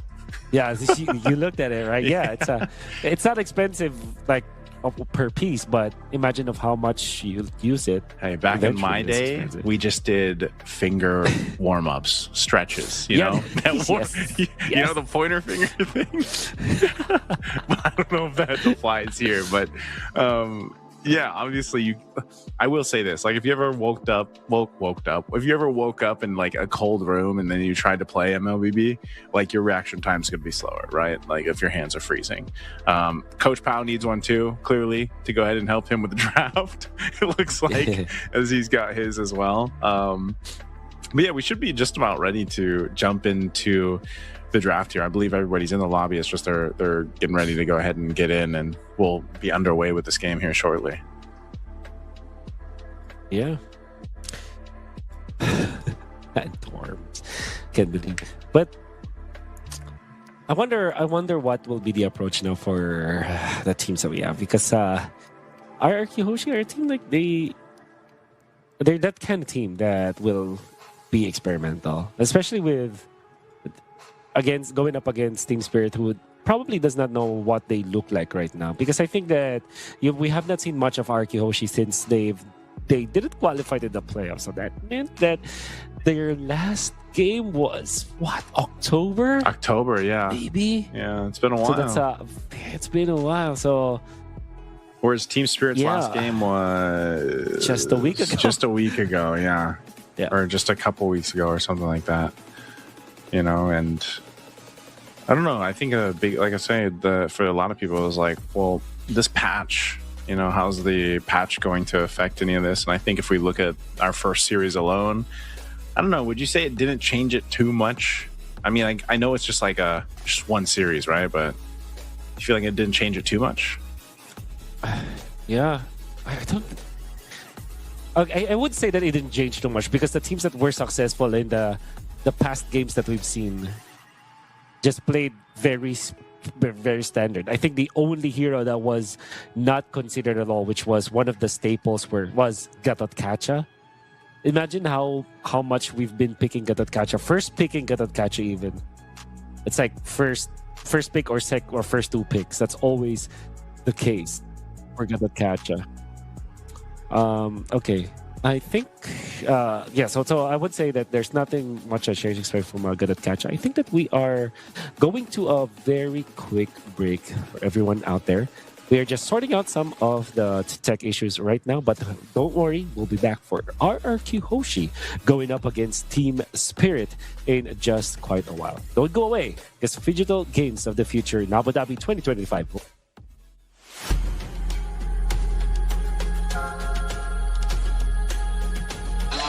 Abu Dhabi and UAE at the moment seems to be the epicenter of autonomous, robotics, and many other activities.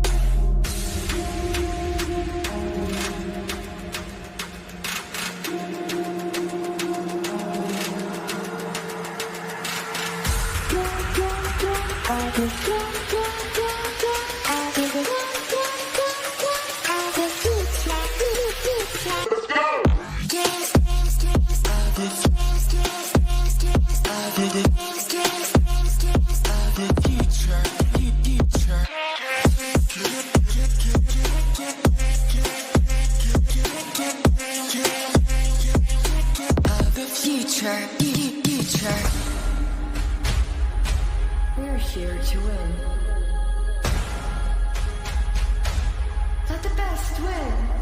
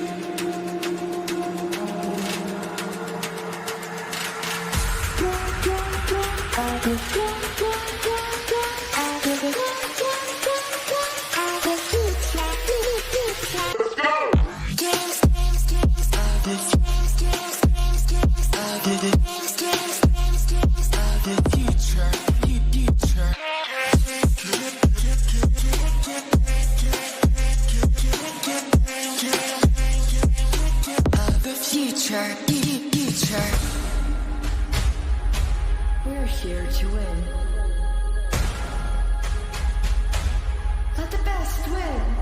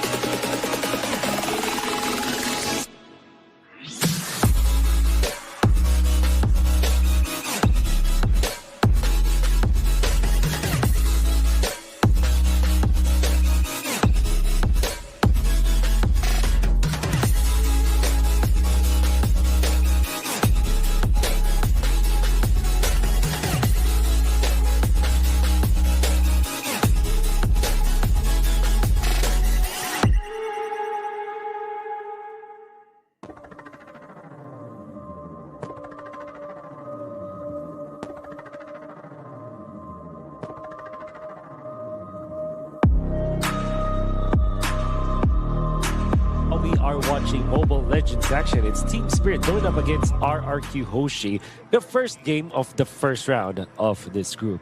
Their casters will be Wolf and Naisu. Naisu, are you excited for this matchup? I'm excited, man. I'm ready for it to get underway. Hopefully they got everything situated.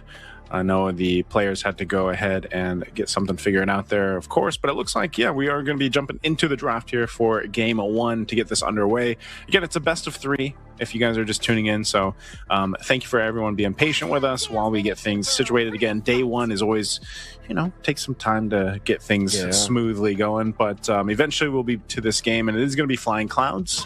So we've got the Flying Cloud for game 1, and for Team Spirit, again, interesting because our first series that we had earlier on, we had a whole lot of CC picked up by Aurora's Edward, but it's going to be banned out. Plus the Eve, man. That was the first 2 picks usually for Aurora Philippines, the That's CC right. and the Eve, and those are the first bans from TS. I guess it's just a set of heroes that will be plug and play to any kind of composition. It's probably why they banned it out.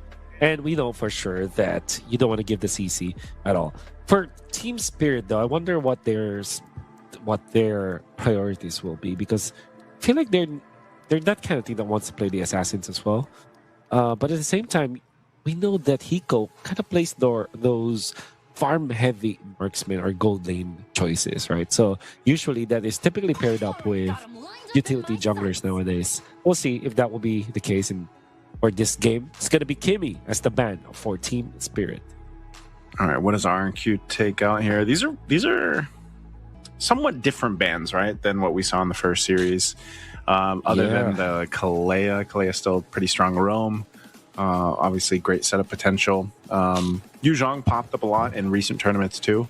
Another one of those picks that is very valuable for a lot of different team compositions. And the Grok will be the last ban from RRQ. Again, a hero that we've seen pop up a couple times already.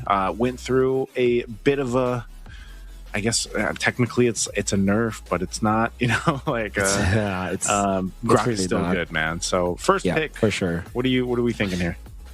Lancelot or Yi Shin usually is the main contender in this scenario. But instead it will be the Baksha. And as we have expected, Team Spirit will want to prioritize the utility junglers right now. By the way, big shoutouts to Mirko. I think that he is restreaming through this stream. So to all of Mirko's chat, you know what they're saying. You know what they're saying in the chat. No, don't listen to. Why are you listening to Mirko? There's so many other things that you can do for your life than listening to Mirko, actually. But kidding aside, RRQ, the usual, I guess what will make a lot of sense here is the Lapu-Lapu, maybe. Mm-hmm. But instead they will pick up the Farsa first. Lapu-Lapu and Farsa would be a good opener for them.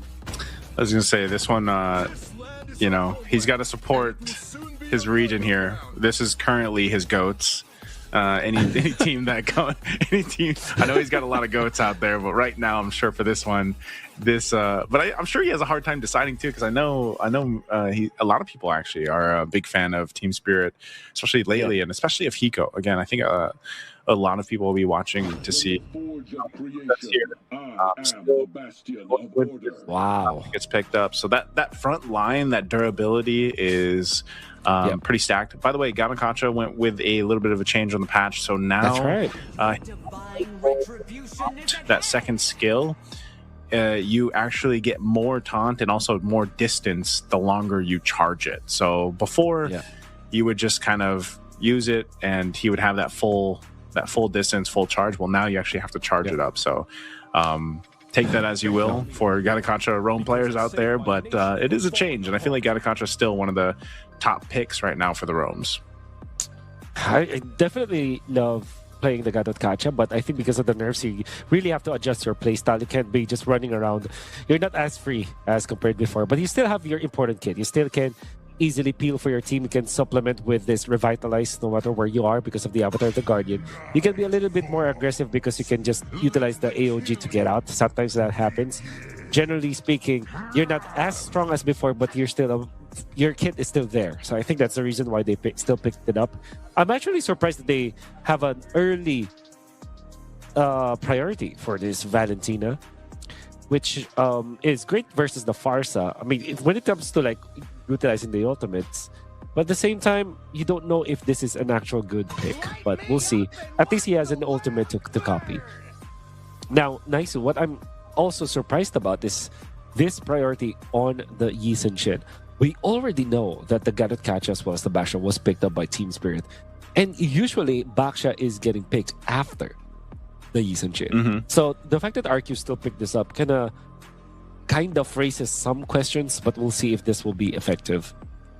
Yeah, I feel like this is just going to be a challenge, you know, and we see teams like leaning towards some of these like utility picks. Again, the Fredjit and Baksha, it's nice that it's still an option. I feel like, you know, we were so heavily dominated for a while in the jungle. Like before, we were so heavily dominated by utility jungle, and then we went, and then it was like assassin, and then we kind of had that mix of both being okay. And I feel like now it's still pretty much similar. Like we do have these utility junglers that still work really well in the jungle with some caveats there. But, you know, the YSS, I feel like he's had his time to shine, man. And even with his own little nerf that went through, was it a couple patches ago or whichever, he's still a good choice. I feel like it just takes a little bit more finesse to like make it work. But, you know, you also have to really rely on the team, because like YSS needed some of that change to happen, man. He was so dominant for so long. Yes, it was too much. But teams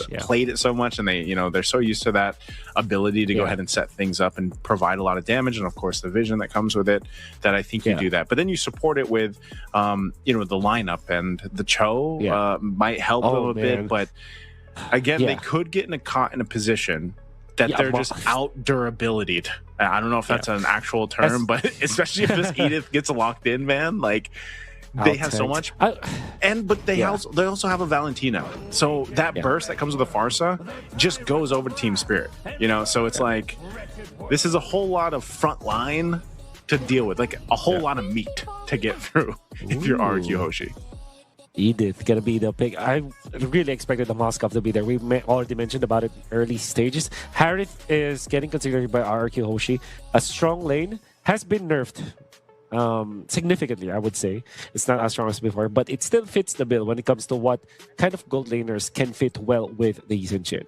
Typically, Yi Sun Shin is getting paired with heroes that are strong in lane. For example, Harith as well as the Granger when you're choosing traditional marksman or traditional gold laners. Or sometimes you go for fighter gold laners like the Lapu-Lapu, the CC. But since the CC has been banned out and RQ wants to put this Lapu-Lapu the XP lane, they are now considering Harith despite the nerfs. When it comes to pure laning prowess, I believe that it's Harith. And then if you think about it, when you go to a point where it's like the second turtle or the third turtle of the game, the Harith can really help out when it comes to the team fight. So it also makes sense with this Joe. You don't need the Farsa alone for the combo. You can deliver heroes to the Harith so that you can take it out with the combo. So that is the ideology here for RQ Hoshi. It's pretty standard draft. Well, for Team Spirit, you're right. They're going in for the tankiness, the durability. Yeah, the Edith. And then they also have this Baksha. But when it comes to their overall MO, their real carry or their real core is actually this Moskov. That's what they are going to be gunning for. I wonder if this Edith is already as strong as it was a year ago. So we'll see if that is the case. I think Edith still provides like pretty good damage, and is able to go ahead and make that work. It's still a threat, right? So I don't know. You guys can let us know in the chat what you guys think. Is it going to be Team Spirit or RQ Hoshi in this first game? It's a best of 3 here for Group C. First match, round 1 for Group C, and let us know what you guys think. I think even I echo your sentiments here, Wolf. I do think that Team Spirit, if they get to a point in the game where that tankiness provides them that front line, and even the peel that comes with it, they have enough burst damage between Sunset Lover taking the Feathered Airstrike majority of the times. Hell, he might even take a kick, right? He could take the Way of the Dragon if he wanted to from Edok, and make use of that too. And like you said, they just play into a scaling up Mozkov. So I think for RQ Hoshi, it's more so on getting this early game under control, mid game hopefully too, and they can play into their power spike with this lineup. What RQ Hoshi is banking on is their early game. That's why they have this Chofas and the Farsa in the mid lane, which clears the wave so fast, as you've seen, that will result to them rotating faster as well, the other lanes. Lapu-Lapu versus Edith. I really don't know how good Edith is when it comes to laning stage, but I do know that Lapu-Lapu is very strong. There wasn't any nerf that's considerable for this Lapu-Lapu. And if there is an outside interference, though, that could be different because now the Lapu-Lapu is getting harassed by one shot. I was gonna say, does the Lapu-Lapu need like a major nerf? I feel like he's just been so good lately, and to the point where like not only are you also pretty durable and you can tank up a lot of damage, but you can do a hell of a lot of damage as a Lapu-Lapu. I'm not sure of too many fighters. Oh, actually, Dyron, look at him go. This is exactly what I was talking about. He is going to die, though. First blood going over to the one shot. And I just think he was getting space for them to go ahead and secure this turtle. That seemed to be the call, but it's Team Spirit to push RQ off the turtle after the first blood kill. So one shot's going to be able to grab the turtle on top of it. Not sure what the play was there for RQ Hoshi, but not what they wanted. That was they're very, very tanky. And on top of that, they're revitalized. Team Spirit were able to top up themselves again. And this time, Kid Bomba, he's still Primal Wrath already going to be used. Dyron taking a brunt of the damage. We'll see if he's able to. He can't survive because the AOG landed right on his head. Dyron now 0-2. Just when you thought you potentially had a kill, man, that Primal Wrath comes in clutch. But Hiko, he's actually going to be okay. He survives, but a whole lot of gold going over here to Toy, at least off that turret. Oh, another bad engage for Dyron. I understand why they went for it. Well, you gotta remember that there's a lot of peel and sustain from Team Spirit. We just talked about that in the draft, where this Getatkacha, even after the nerfs, there's always a way for him to help his teammates. AOG, and the distance that you can cover with it is just so immense. And then if you factor in the help that you can give with the Revitalize, which they didn't even need during that moment, was great. Kid Bomba, what a guy though. Kept himself intact. What a guy. Actually went for the Black Ice Shield, which is great versus the physical damage of the Lapu-Lapu. Typically, you would want to rush the Thunderbolt, but I think he went for a different approach here so that he's going to be able to tank the initial burst from the Lapu-Lapu, which is, I think it's pretty neat for Kid Bomba to itemize this way. Yeah, and he goes Dom Ice. He rushes that Dom Ice. Just a team player, basically, this Kid Bomba with this Edith. They're going to go ahead and blitz this turtle, quickly doing work with that Primal Wrath.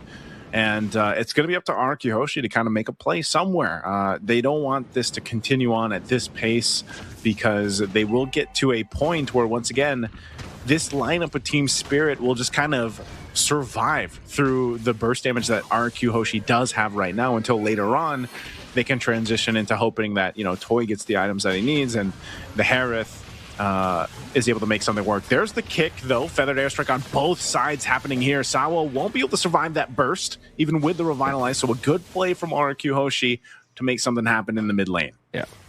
Throwing everything, but the kitchen sink, they might not have enough for... Okay, Edok. Edok was so... Edok goes for it. I guess he wanted to at least take out Hiko. That was a flicker burn, though, too, from Rins. Was that worth it, Wolf? I think a kill on the Mozkov will always be worth it for a life and maybe a flicker. Especially because the turtle will spawn in 60 seconds anyway, so you can have plenty of time to recover. So finally, RQ Hoshi are able to find good exchanges. Although they have utilized so many ultimates just to take out Sawa in the mid lane, it's worth it in a way that you give a kill or assist to Toy. A kill would have been very good for the Harith, but the reason why RQ Hoshi had a little bit of a W in the past few minutes was because of that kill to Sawa that was followed up by a kill to Hiko. There's a kick again, Wave the Dragon right on the mark. Sunset Lover! Burn in the flicker, will be able to survive with the dashes too. There's the unbreakable taunt on Sawa, but Edok should be able to get away. But Hiko joins with SOD, can pick up the kill as he's forced off with Sutsujin joining the fight. Great response from RQ Hoshi, though, on the defense there. Yeah, great response indeed. They're able to get out. They're also burning some of the important flickers out there. I think that was unnecessary for Hiko, but the fact that he avoided the hand for a little bit maybe could be the saving grace for that. He was able to get some minions as well. However, he's lost one cart up top, which we know is very important nowadays because of the gold cart being increased when it comes to its value.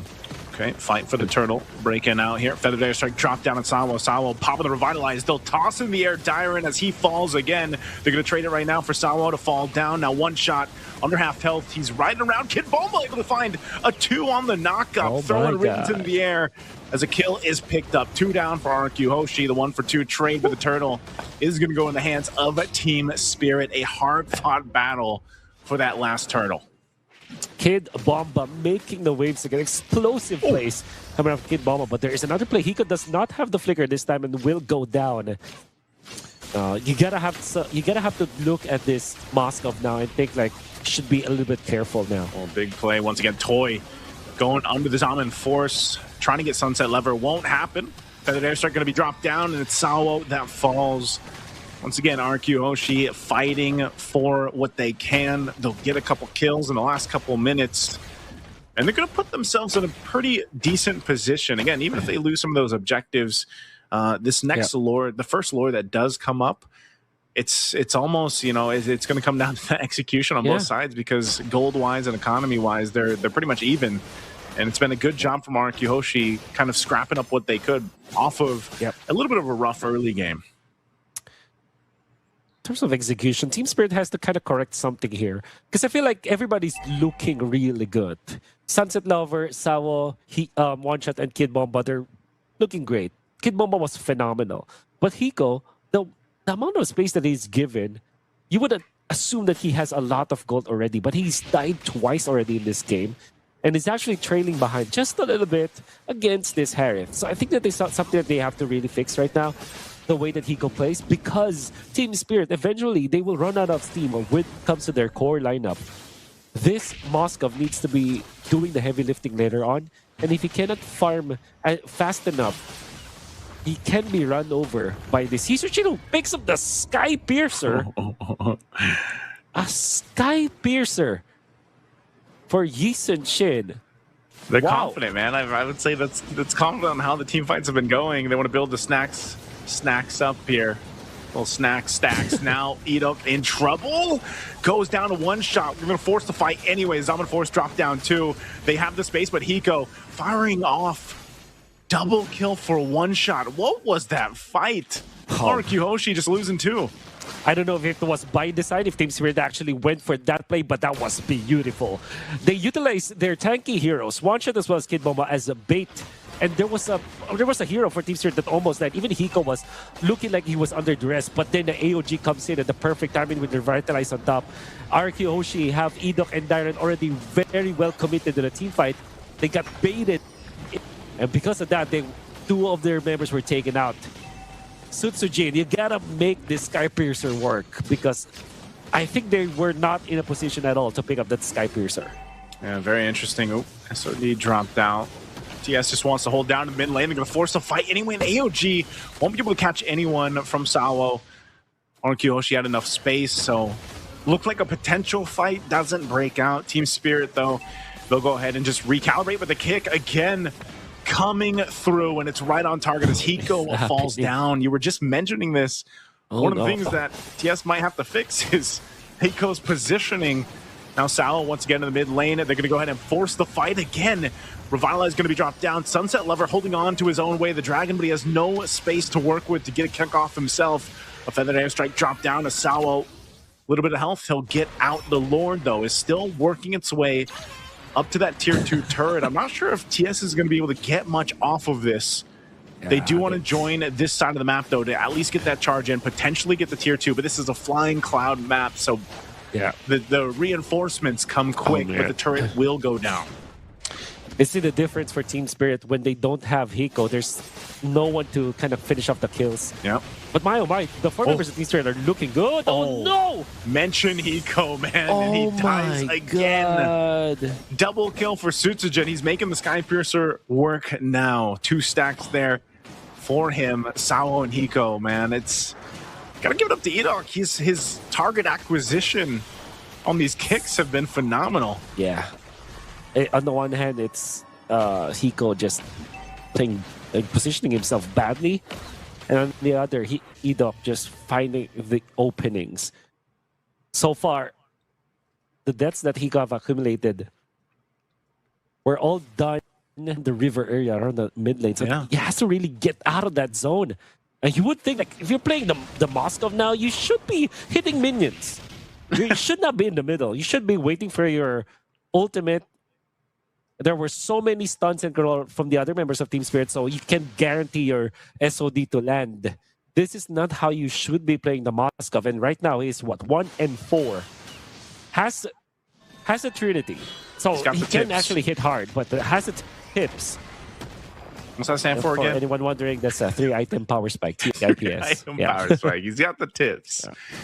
But now, you know, Hiko's got to use... he's got to use his positioning in his favor, though, Wolf. I mean, for the most part, like, I get it. You know, you're on this Moskov. If you have the flicker, that's one thing. But if it's down, there's a lot of kind of awareness that he needs dealing with Edok's Cho. And like I said, that's been a big part where his positioning needs to be what they have to kind of fix here. This Lord is up.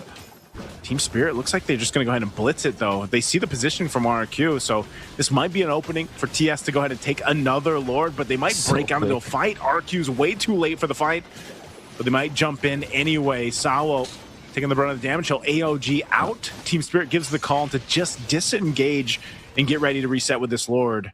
They got a flicker from Hiko. That's how shaken Hiko is, man. He used the flicker there. That's how you know that Ford that's got into his head right now. Unfortunately, he gets out to safety. Team Spirit wants to fight this once again. Well, they do have the Lord advantage, so it's going to be recommended for them to team fight. It's going to be tricky, though, because they don't have the flicker on Hiko now. But all other battle spells are ready for them. Yeah, this is the problem, though, man. Without the flicker, like I was saying, and obviously he's still working on, I believe, his 4th item. I'm not sure if he's going to go get the Wind of Nature next, but the fact that Edok has his, he can choose to be aggressive in this. And, you know, they have the information that Hiko is a target to go for. So they're going to clear out this Lord once again. That tier 1 in the mid does fall down, though. So TS making slow work on this map. One shot driving on forward. He's going to go for Toy. Oh, Sunset Lover. I'm not sure if that's where he wanted to put the Feathered Airstrike. Finding one. There's the return from Rins. They'll go ahead and clear out the Lord, but that looks like that might be it. Once again, Team Spirit with 2 Lords, you know, not too much on the map that they get here. Some mistakes from Team Spirit, but it's not that costly. They should be pushing this mid lane, though, but the defense from Arkeoshi is just way too good. Farsa, Lapu-Lapu in there, Sutsujin as well. Gonna be fending off the mid lane push. To be fair, even when Team Spirit is leading by a lot in the first 12 minutes of the game, RQ Hoshi have found their way to get back into this game. In fact, they are leading by 300 gold, which, given their situation from before, this is very much workable. Sutsujin is 4-0-3. This is a player that picked up the Sky Piercer for this season chill. Let's see if this works. I'm going to go ahead and take the purple buff here, or try to anyway, and it looks like they did. Sutsujin doesn't have that, and SOD thrown out just to keep him in check. But I'm wondering, you know, with this RQ Hoshi, like losing a buff or anything like that, it's not too big of a deal. You know, they can go ahead and fight face to face against Team Spirit here. I think one of the main points is Hiko just getting to that, you know, defensive item that he needs. He's got the flicker back up. I think the last item he picked up was actually the Malefic Gun for that little bit of extra range to work with here. So more than ever, Hiko's positioning important and crucial in this part of the game, as they continue to put pressure where they can too, but we're 15 seconds away from that Lord coming up. Yeah. Obviously get to see the items, because I wonder what the Edith went for. Because at this moment, like 15 minutes, you should have the stadium side. Oh, conceal. used up. Edok not holding on to that kick for now. They're going to force it a little bit further, though, under this all. There's the jump. The AOG. Kid Bomba's going to be gone. Hiko's still firing off, but he's closed in on by Dairen as they fall. 2 down for Team Spirit. Make it a third. RQ Hoshi with a huge team fight up top, and they'll swing for the Lord after that. Oh my goodness, RQ Hoshi, what a good punish. And again, Team Spirit went in for the heads-up play, which looked really good. But for the last few moments that they have won the team fights, it's always when they are on the defensive, when Sawa goes for the peel. Hiko finding the opening onto one of the squisher members of RQ Hoshi, but Edok was there with the flicker play. Actually finds Hiko another kick, this time for one shot. They want to finish this game now. They're going to go for the end here, one shot. Taking a brunt of the damage, but with the wave still pushing in, they'll clear it out. Kin Bulma, top of the Primal Wrath, so off of all that, they thought they could end it. There's the SOD, he's going to be focused on Toy. Hiko going against Toy, he's forced off with the threat of Rins and Edok. A jump from Sawo, just trying to catch him, but hey, RQ Hoshi, after all, when they thought they could end it, they get the base turret up top, and now they have an opening to get the Lord if they can. Go ahead and start it up, but one shot will be up in 15. Clock of Destiny. Wow. Clock of Destiny for Kid Bomba. Usually the Starlim site is the priority, but we'll see. There's the kick. Sawo pops the Revitalize. They're just trying to stall out this Lord take from RQ. I'm not sure if one shot's going to be able to get here in time. It does go for a little bit of a reset. Under half health on the Lord, and RQ has to back off. One shot will join this fight quickly with the Flying Cloud, plus being on this Baksha here. So back to the Lord. It's reset. Some ultimates down here for RQ Hoshi. Some key ones, the Feathered Airstrike and the kick for Edok. That way the Dragon.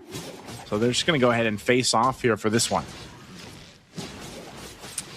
Hiko, the lack of Purify, going in for the flicker. You would understand why it was the case up against the members of RQ Hoshi. Some people even argue that it's good versus the Cho, but Hiko with his positioning really would have that Purify.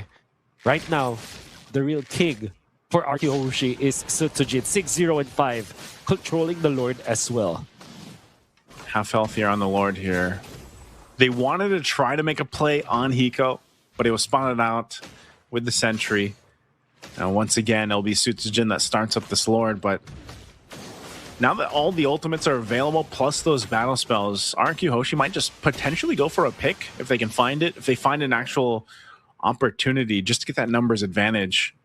Because they don't want to just full force themselves into a fight around this Lord, especially now that it's evolved. Again, with the lineup being this, tankier lineup that Team Spirit has. Once again, their own version of this rumble, this dance will break through. Hiko's want to be careful with here. That conceals was used. Sawo now. See that half health again for the reset. Just facing off in a stalemate around this Lord.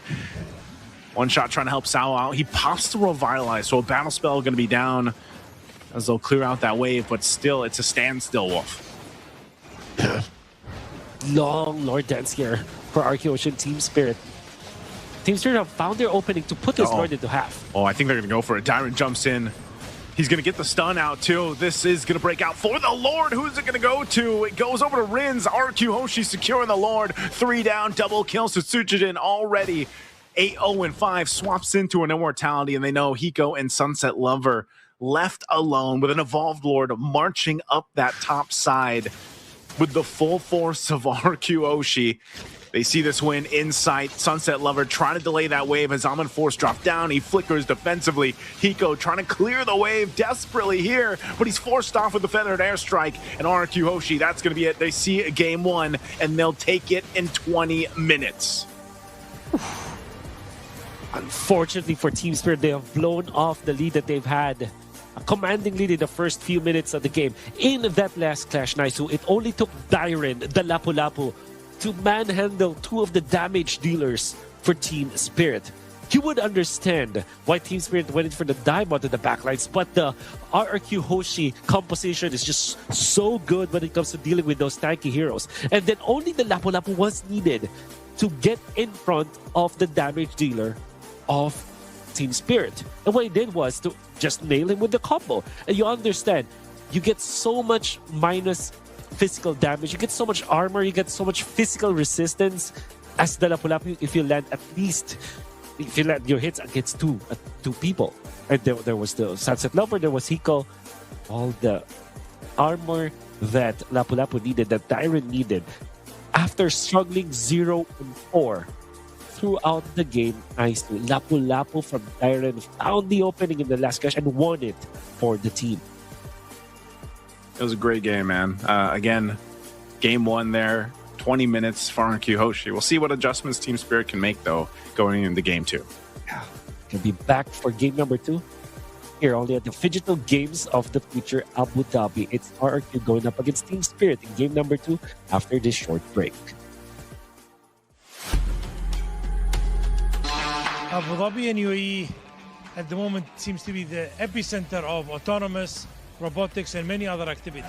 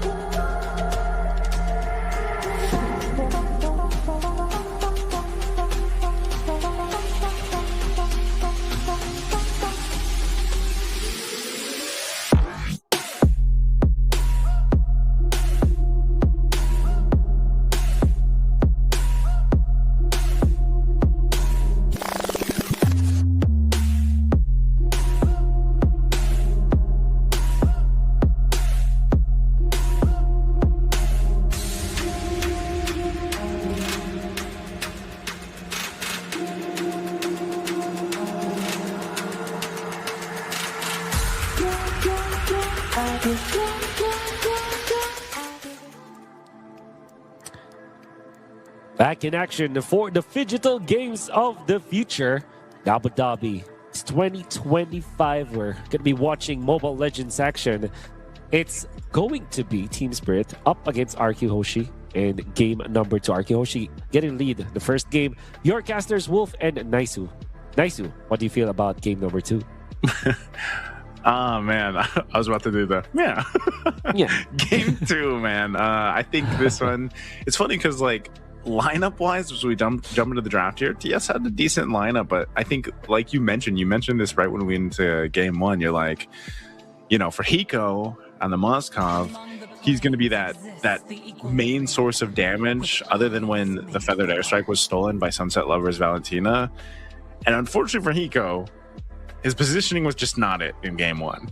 It was also not just, you know, completely his demise. It was also just Edok doing a fantastic job at the target acquisition with the Way of the Dragon. And so I think for this one, for Team Spirit, if they want to get to a game 3, it's going to have to be up to protecting Hiko, or maybe just building this lineup that isn't so heavily invested on the gold lane being that pop-off damage, you know, because again, they went with primarily very tanky heroes, and that's one of the trade-offs that you have to kind of go with, how you build that initial composition, right? For RQ Hoshi, it took him a little bit longer. That was a 20-minute game 1.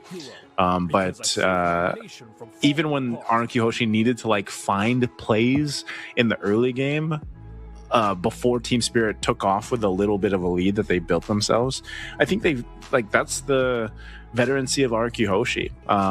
You know, they know how to rotate around the map. They know how to find what they need to. They know how to play into weaknesses as soon as they find it into a game.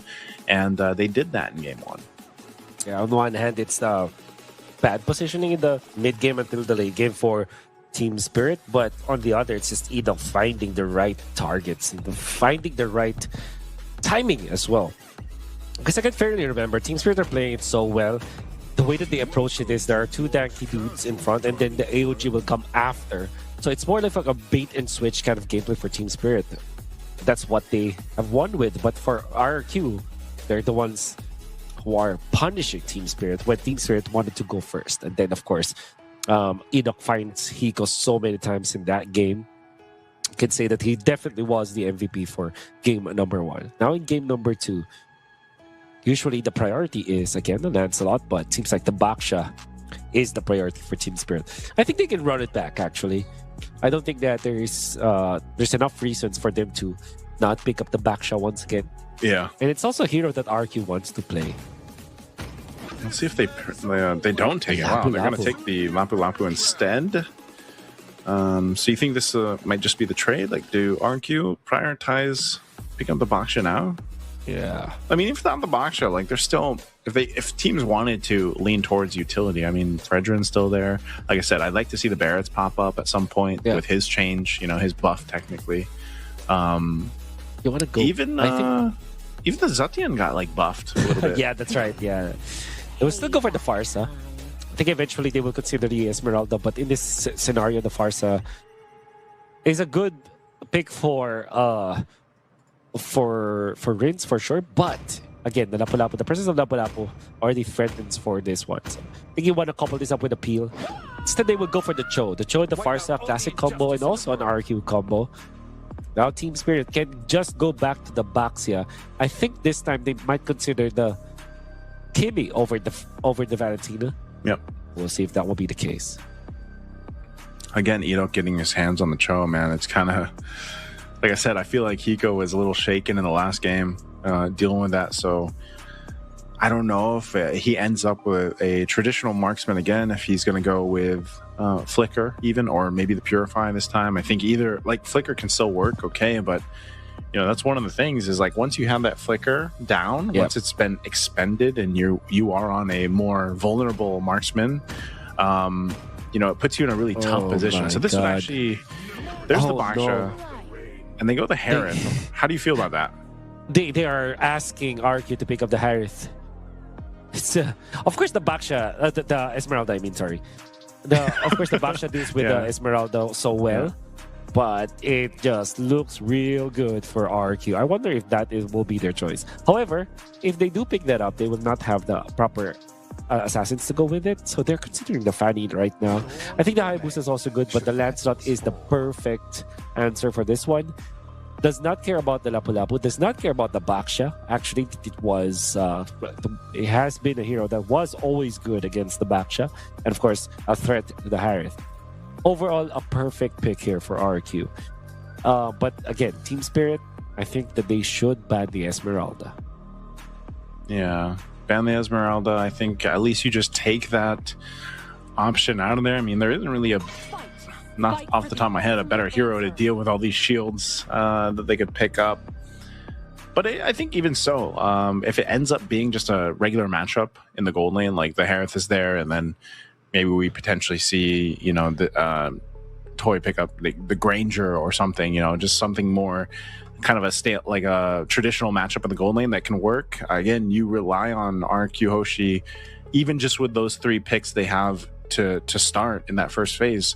Those are all the tools they need. And I think even with the Lancelot, like the Lancelot, obviously you're going to be able to go ahead and contest objectives, even if you don't have a favorable advantage or space to work with. But the Farsa kind of does that for you, you know? So something that they can definitely consider here. Plus, they're just going to be able to move them around the map pretty quickly. So that's why that Granger's banned out, just for the potential of the one I was saying with that matchup we've seen time and time again, the Harith versus the Granger. Yeah.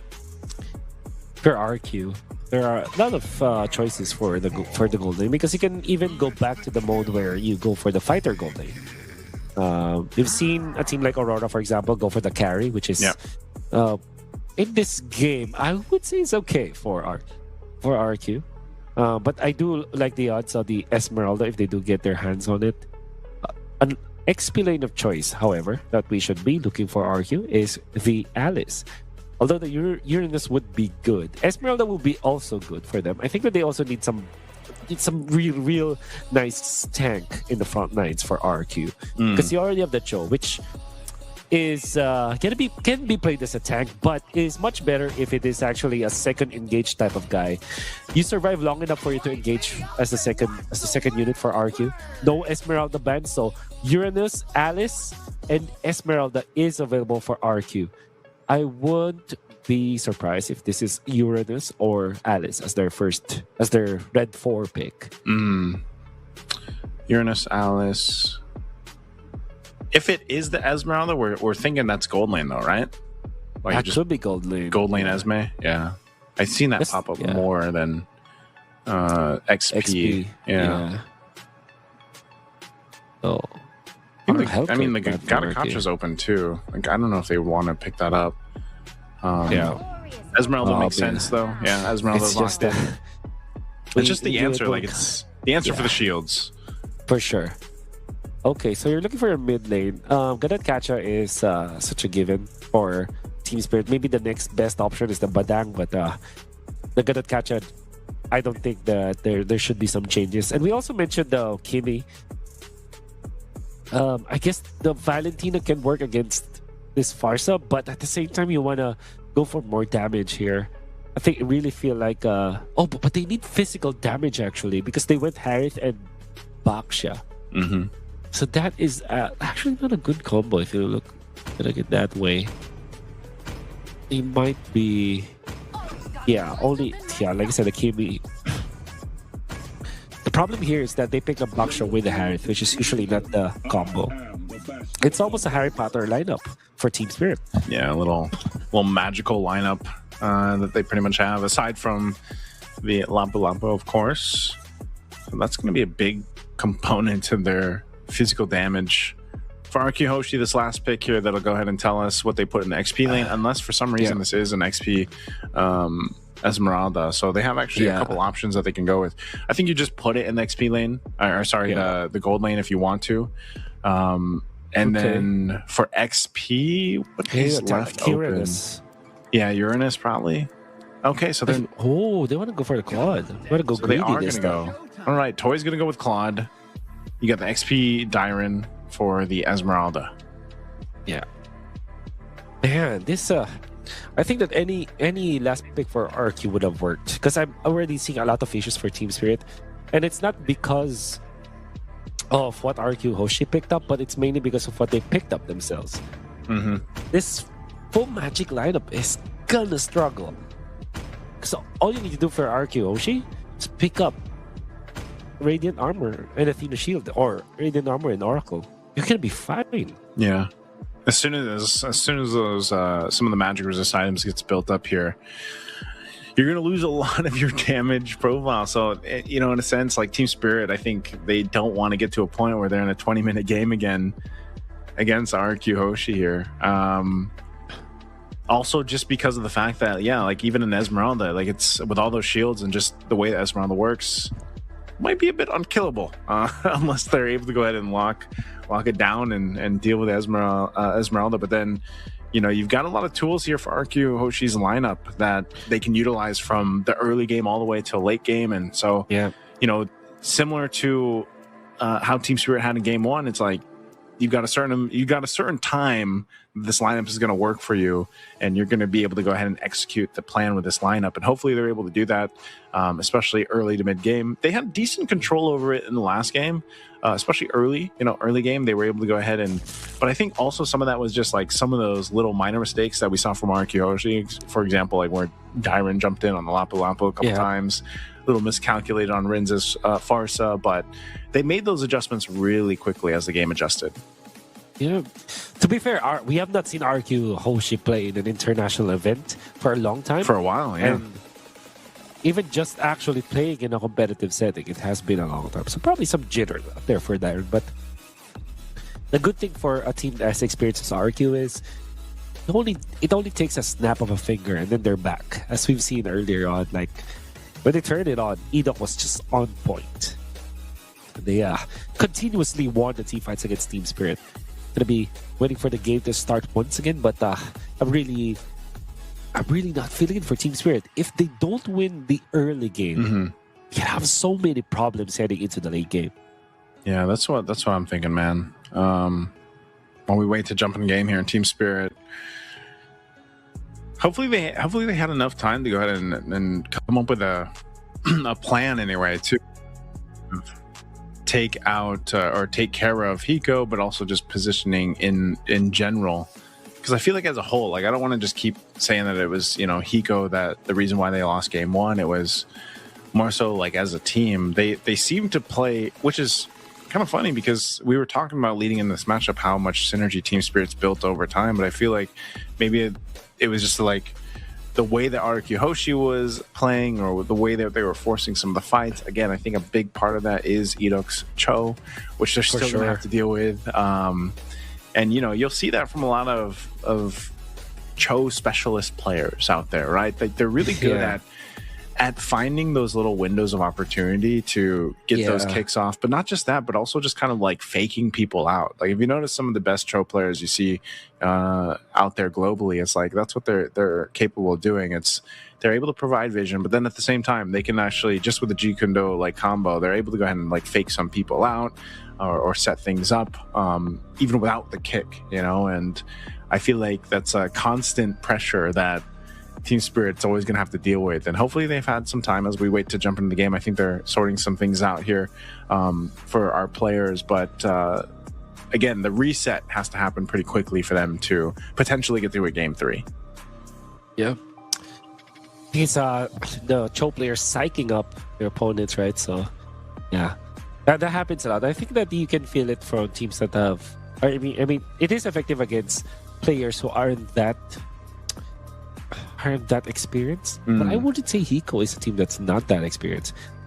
He is a young player though, and between him and Edok, for sure Edok played way more games compared. We'll see. If you had like straightforward deaths, you would probably be afraid of the Cho, which was literally what happened with Hiko. Yeah, I mean we've all been there. I feel like and once you get delayed on one of the traditional marksmen anyway, whether that's a Claude or a Harith here, you're focused on trying to catch back up and be that used to your team. So definitely able to go ahead and restart here. We're now in game 2 for this RQ Hoshi. Like I said, with this lineup, it will be interesting too because pressure wise, like their physical damage is good, magic damage wise too, early game. So even though we're saying Team Spirit needs to have a better early game to get things started off, if they kind of bite off too much, RQ Hoshi's damage profile is actually pretty good in the early game.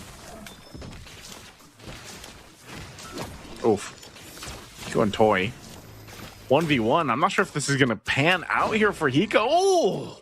First blood going to the hands of Toy. That is not a good start again for Hiko here in game 2. Okay. So as we get through this game, early game already, being able to go ahead and start that is, man, Wolf, that first blood already for Toy. Wow, so bad. That's really, really bad because we were already talking about how Team Spirit needs the early game to get going in for them, especially this Harith. And let's see if the Purify would have helped him in that situation, right? This probably wasn't, oh my god, even Sawo's recall. I'm telling you, man, Edok's Cho. So weird. Oh man. It's scary to deal with. This is looking bad for Team Spirit, dude. I think it's the far side of the Cho that has the priority in the mid lane, but at the same time, Kimin, Gatatkacha, they're not pushovers either. This is a very strong combo, but we'll see how they will deal with the turtle. Dealing with this turtle, it's quite low. Susagen will be able to secure it. Feathered Airstrike drop down. There's the kick from Edok. He does fall though, but it's going to be a trade. The Roam for Roam. Battle spells used up as well. Got the Revitalize out, and I think they're going to be happy with that. Again, objective secured for RQ Hoshi. That's already like 1,000 gold lead and so mainly because they just stopped some of the teleports from from Sawo, and the fact that they also took out Hiko, which probably meant that he missed some of the minions and then a cart, which we know for sure that has more value nowadays. 40% extra gold from the cart, which, you know, if you add all of that together, that will mean that there's 1,000 gold lead for RQ Hoshi. He's getting gapped here too, man. He's only level 3. That's right. That kind of this 1,000 gold lead from RQ Hoshi has more value to it because it's from the gold laner. I think Edok's going to get caught out here. He does use the kick. Oh, okay. Jikun does. Oh, he's actually able to get away. Even despite being caught in that side of the jungle and then 3 members of Team Spirit around, that is just... Hey, Edok is tough on the jungle. I'll give you that. Oh, he knows the limits, man. First 2 picks, Joe, for RQ Hoshi. Edok is showing us how it's done. Using the Way of the Dragon defensively, so that Team Spirit will not be able to get any bonus kill. And they actually spent so much time. And I'm sure that Sutsujin is having a great time because of that. The space that Edok was able to make for his team right now is so important, especially because RQ Hoshi, they're just getting good as time goes by. The fact that they're leading at 4 minutes in with this kind of composition against Team Spirit's weak mid-game and late-game composition, this is already looking good for the Indonesian team. Wolf, the level gaps between the jungle and the gold lane are quite intense. You know, again, Hiko just level 5, Toy's nearly level 7. He was maintaining that 2-level lead for a while, and again, the junglers, 3-level gap between the junglers right now. The fight for the second turtle. Breaking out, Sao's going to go for the charge. The Unbreakable here on Rins. Turtle's going to be secured by Susujin. Again, Toy with that barrage. They keep him at bay. Dyrant trying to run. Gets to the turret. He's going to be fine. No one dropping down just yet. Toy doesn't have that blazing to it, but he's got the shots coming through. One shot going to be in trouble as he falls to Toy. Now Kid Bomba on the run. And they're still trying to get away from this. I'm not sure if they're going to find more. Starting up this purple buff as well. They do take that. Oh, even Edok getting in front of the backshot. There will be a little bit of a chase here, but Rince is going to be able to get out. Edok as well through the wall. And it's looking really, really easy for RQ Hoshi to get out of these team fights because of how well their advantage is. Yep. They're surviving for long enough, and also it's easier for them to disengage. Yeah, they can, and you know, at this point, this is where turrets start to fall. They're able to go ahead and get things on the map too, and if they can continue on, that's troubled territory to be in, man. RQ Hoshi just finding the wins where they can here.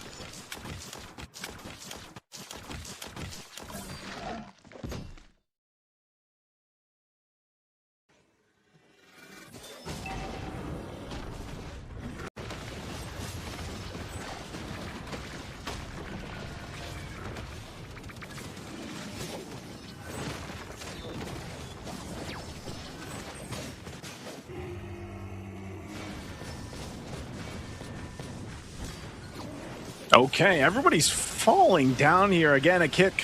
One shot going to be in trouble as he's focused down in the jungle. Sutsujin gets a kill. A big pickup, a big fight again for RQ Hoshi as they continue to put pressure here for Team Spirit. There we go.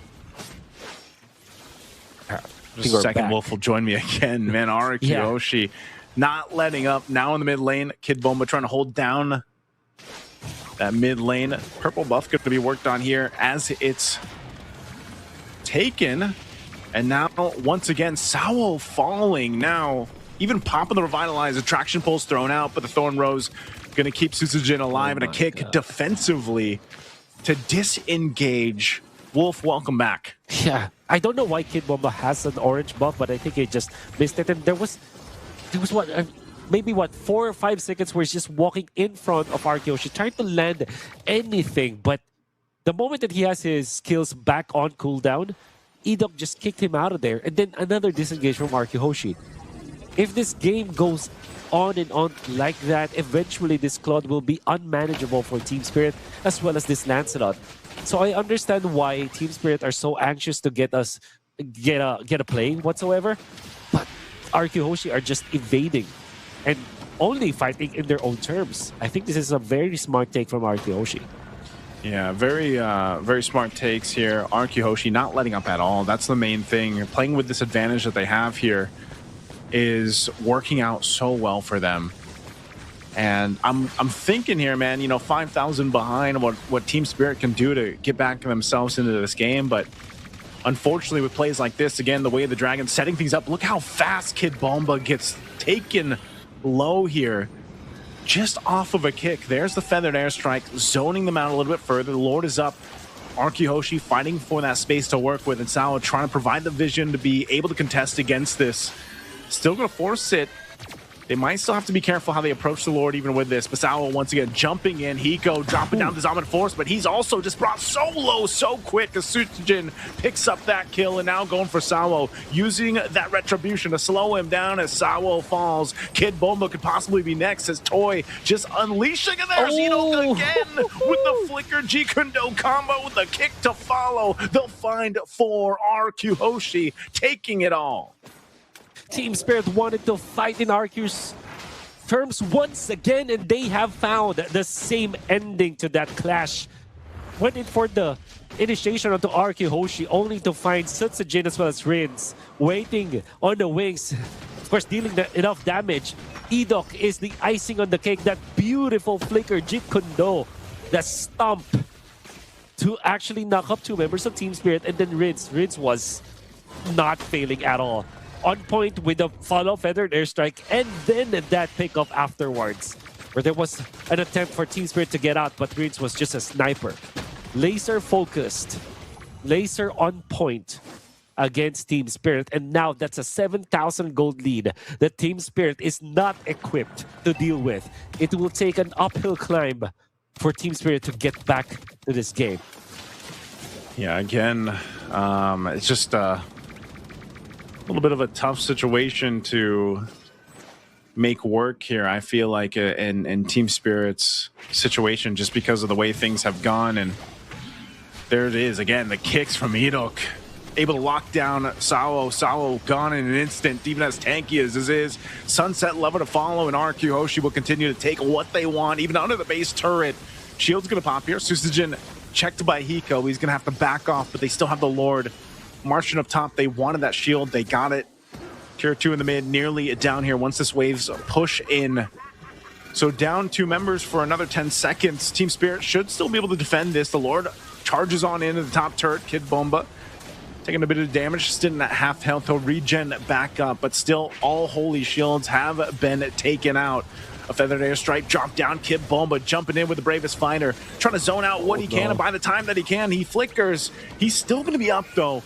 So Team Spirit holding on to the base turrets. First pick, Lapu-Lapu, coupled up with the third pick, Harith, and the disrespect to not ban the Esmeralda. You can see how Kid Bomba is struggling. He, after a quick combo against Arkiyoshi, already is half HP just because of the passive abilities of this Esmeralda. Oof. Again, fighting for the base turret. Susujin able to take down the top one now. Dairon getting caught. He might go down to the shot from Hiko, able to pick him up, and now forcing the fight again. A blazing duet from Toy, able to set it all up here in the base, and a kick from Edok again. They're looking for the wipeout. It's always only Sawo left alive, and Arkiyoshi knows it. With a wave pushing up top, it's only Sawo. As a guardian as he is, he won't be able to 1v4. The waves are going to be pushing on in. A feathered airstrike drop down, and again, Sawo falls. That's a wipeout, and Arkiyoshi will take the series in a sweep. But did say that this was a very dicey draft for side of Team Spirit, and Arkiyoshi knew that. And on top of that all, they outplayed Team Spirit to the ground. At first blood onto that Harith set the tone for what could happen in this game. Enoch was just back in his old ways, just being that show that Arkiyoshi has depended on for a very long time. They have outplayed and outwitted Team Spirit all throughout this game, and that's why they won this series. Unfortunately for Team Spirit, they went in for the first pick Lapu-Lapu, the third pick Harith, did not ban the Esmeralda, suffered because of that play. In that last clash you saw, Naisu, RRQ Hoshi just used their goal lead as a battering ram against the composition of Team Spirit. We already know that they are struggling when it comes to their composition, and even after the Esmeralda died, because of just the sheer amount of power that Sutsujin had, went in for the ultimate, connected the dots with the puncture, completed 16 kills, 0 deaths, and 12 assists. I wonder if he actually died in the first game, because this will be the perfect series for Sutsujin. Yeah, They utilized the gold lead that they've had as a battering ram against Team Spirit, and there was nothing that the Team Spirit could do. yeah, that's both games, man. So that's he went 16-0-12 in both games for the series. Unkillable Sutsujin. Just phenomenal jungling by him too. And I mean, again, really supported by the team. Obviously for Arkiyoshi, they were fired up for that matchup. Again, Team Spirit, a team that, like I said, a lot of people look forward to seeing, and unfortunately for them, it just didn't seem like they were capable of making this lineup back-to-back work from game 1 to game 2 for them, and hopefully they have time to go ahead and adjust before their next matchup. Yeah. It's going to be hard after all the hype surrounding Team Spirit, but RRQ, gotta have to hand it to them. Good drafting, good execution. Maybe some jitters the first game, but when they were on, they were so on in this game. They were so on fire. That being said, they will be advancing to their round. They could be waiting for the winner of Team Falcons versus the Mongols, but Team Spirit will be waiting for the loser of that. That will be your group C matches.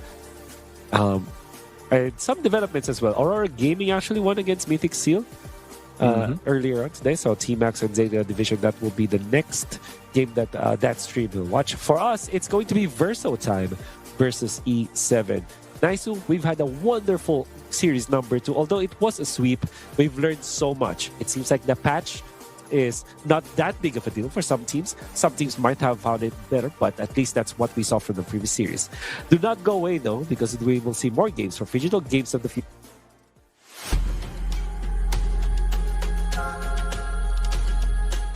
Abu Dhabi and UAE at the moment seems to be the epicenter of autonomous, robotics, and many other activities.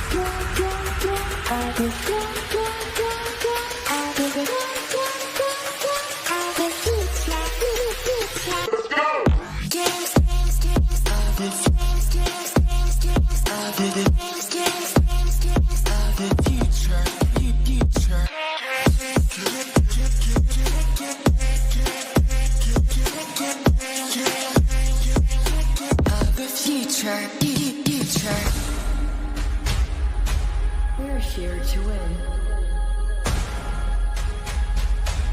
Let the best win.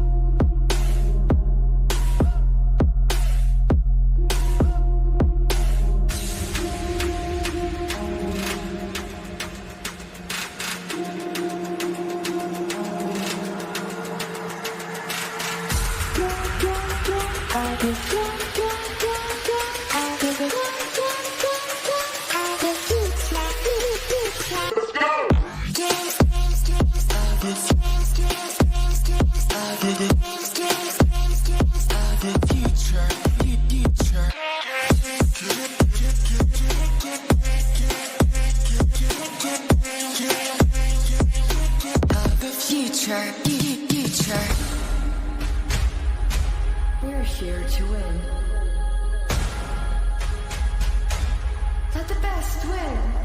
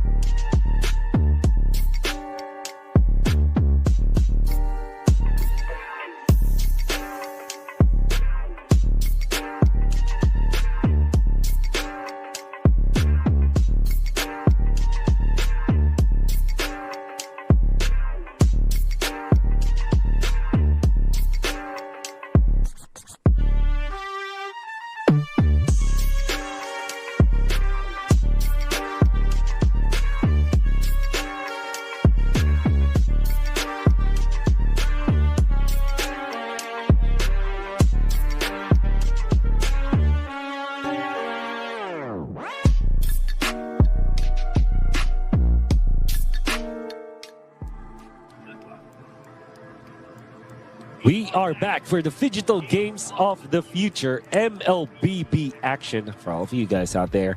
My name is Wolf and I'm with Naisu, your casters for today's events. Naisu, we are going back to Group A. Yes, sir. Where Verso Time is going to be facing up against E7. Any thoughts on these two teams? Well, Verso Time, we were talking about this when we started our day. They are a team that I feel like maybe just recently a lot of people have witnessed play now. Thankfully, again, when they competed in their recent tournament Winners Coming, where, again, Onyx Philippines was the champion of where they played. So I think, again, a lot of the international viewers, that was their opportunity to tune into that, and they saw Verso Time play. And I think I would say like a lot of people were impressed, myself included, as I got to go ahead and cast some of their games. And I think they're just one of those teams that, obviously they have veteran players there in a sense. I think like even, some of our viewers out there will recognize some of the names once we get to the rosters there. But for example, like Castle, one of the mainstay players of the ECA region, and just has been able to do so much, over time, as you see here. Here's the Verso lineup. Verso Boro, yes sir, Kojic, Verso Kojic, Zeno, Castle, like I mentioned, and there is March. Castle is the man, I feel like, to really look out for this lineup. This guy was absolutely insane during their tournament. Winners Coming, and his R-Lot, a force to be reckoned with. Most of his heroes that he plays is just phenomenal. So I really want to see again how they've kind of adapted to this patch that just dropped today. I think that's what a lot of people are after for, like, to see how that's changed, or if it changed anything at all, or the plan there. But I think for the most part, that's one of the things. And like for E7, I need to see the roster here again for E7 because okay, so it's Rizecrim, Aizen, Speedy, Alpha, Nano. So E7 for our viewers out there would know them as formerly of Axe. Yeah, they're members of Axe. So for those that, because I mean, when you see the names, you're going to be familiar with these players, right? But yeah, they're under the banner of E7, and these guys have also a ton of experience in their tournaments and then their internationals as well. All right, so I will not say if E7 actually acquired Axe or something like that, but we do know that the former Axe players were now part of E7, right? So let's leave it at that.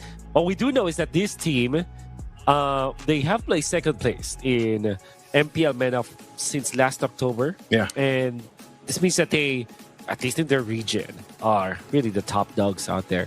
And this is a team that actually, if I remember correctly, this is a team that actually defeated Twisted Minds, which had a lot of Filipinos in there. Marky was playing there, so I was watching that club very closely. Only to fall against Team Falcons, which was eventually the champion. Very strong team, which also is part of this competition. But what I can say about E7 is that they do have a lot of veteran players, at least in the league. Especially when you look at Castle. You might not have heard him, but he's actually played for... I mean, I wouldn't know until I heard your cast, actually. Naisu. Yeah, Castle's been playing for a long time, man. I mean, I think for a lot of people, they were actually introduced to Castle. If I remember right, it was like M5 wildcard groups. He was under Umbrella Squad, if I'm recalling correctly. So, that's the thing. I think for a lot of people, it's always an interesting thing about MLBB esports, right? A lot of people will see these players, they'll stand out, but then, of course, like, teams, they'll switch rosters or they'll switch teams, but you always have to look at these players that have that history, that have that veterancy, and then they, what kind of impact does that have on the lineup? Because obviously there's these players that have been around for, since the beginning of their regional tournaments of MLBB, and then you have the newer players coming into these lineups, and you then have this good mix of experience and what the newer bloods bring to the table. And I just think it's great to see, because Verso Time, that's really what we saw in their recent matches, and they were very impressive.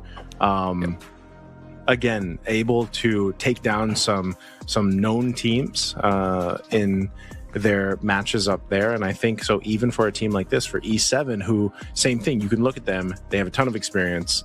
If I remember right, some of these players too, And I know their coach. I think they're one of their coach. I'm not sure if he's coaching here, but Coach Jed for them. If I remember right, one or two of them are brothers. But I'm not sure about the specific lineup here. I've gotten to know them over the time, and I know Alpha. Alpha is playing here. Alpha is a medical student, and I'm not sure if he's done now. But yeah. So again, a lot of these players here have quite the history and stories. But yeah, you can see Alpha there. And of course, Speedy. We're very familiar with Speedy, Rizecrim, Eisen. Nanos here, I think, might be one of the newer players for this lineup for E7. Yes, that's right. But yeah, definitely going to be a great matchup between two teams who have that mix of synergy and veterancy already built into their lineups. We gotta also have to look at the heroes now that we are starting the draft. And if you look back at what the heroes that Castle was known for, that should always be part of their conversation, is the Lapu-Lapu as well as the Arlet. We know that he has done so well with that Arlet. I'm not sure if it is a hero that the teams have favored now in the X-Plane, especially after the patch. But what I do know about Arlet is that no matter what happens, it is very much playable. So I wouldn't be surprised if that is going to be the case. But of course, if the Lapu-Lapu is left open for Verso, I don't doubt that they will pick it up first. Yeah, interesting that the Hayabusa is actually banned out here, right? Again, Hayabusa went through his own little nerf, if you will. I think the specialists out there will still quickly adjust to that. Like, they'll still be able to make the Hayabusa work. As we're nearly through this first phase, a whole lot of jungle bans being taken out though, so we could potentially just see the YSS contested for, or maybe those utility junglers that we've been already seeing pop up here. But knowing E7 and also the way that Verso Time like to play, I don't know, man. I think they like to go ahead and just battle it out. So whatever's left open, I think regardless of if it's a utility hero or not, you're probably going to see a lot of team fights anyway, going for that more of aggressive approach.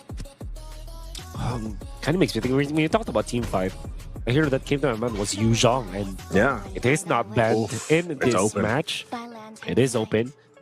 If you are Axe, or if you're E7, I mean, you would prioritize picking that up, because if you give that to Verso, I'm sure that Castle can play it. If you can play Art, you could probably play the Yu Zhong. Yeah. Don't forget they also like the Guinevere, man. That's who I was referencing, with the... they do like to play Guinevere from time to time. But yeah, like you mentioned, Yu Zhong's open. The Gatakacha is still there. There's a lot of good options right now, actually, based off of this. But I don't know what they're going to do here. Because, again, even this lineup, I'm not sure.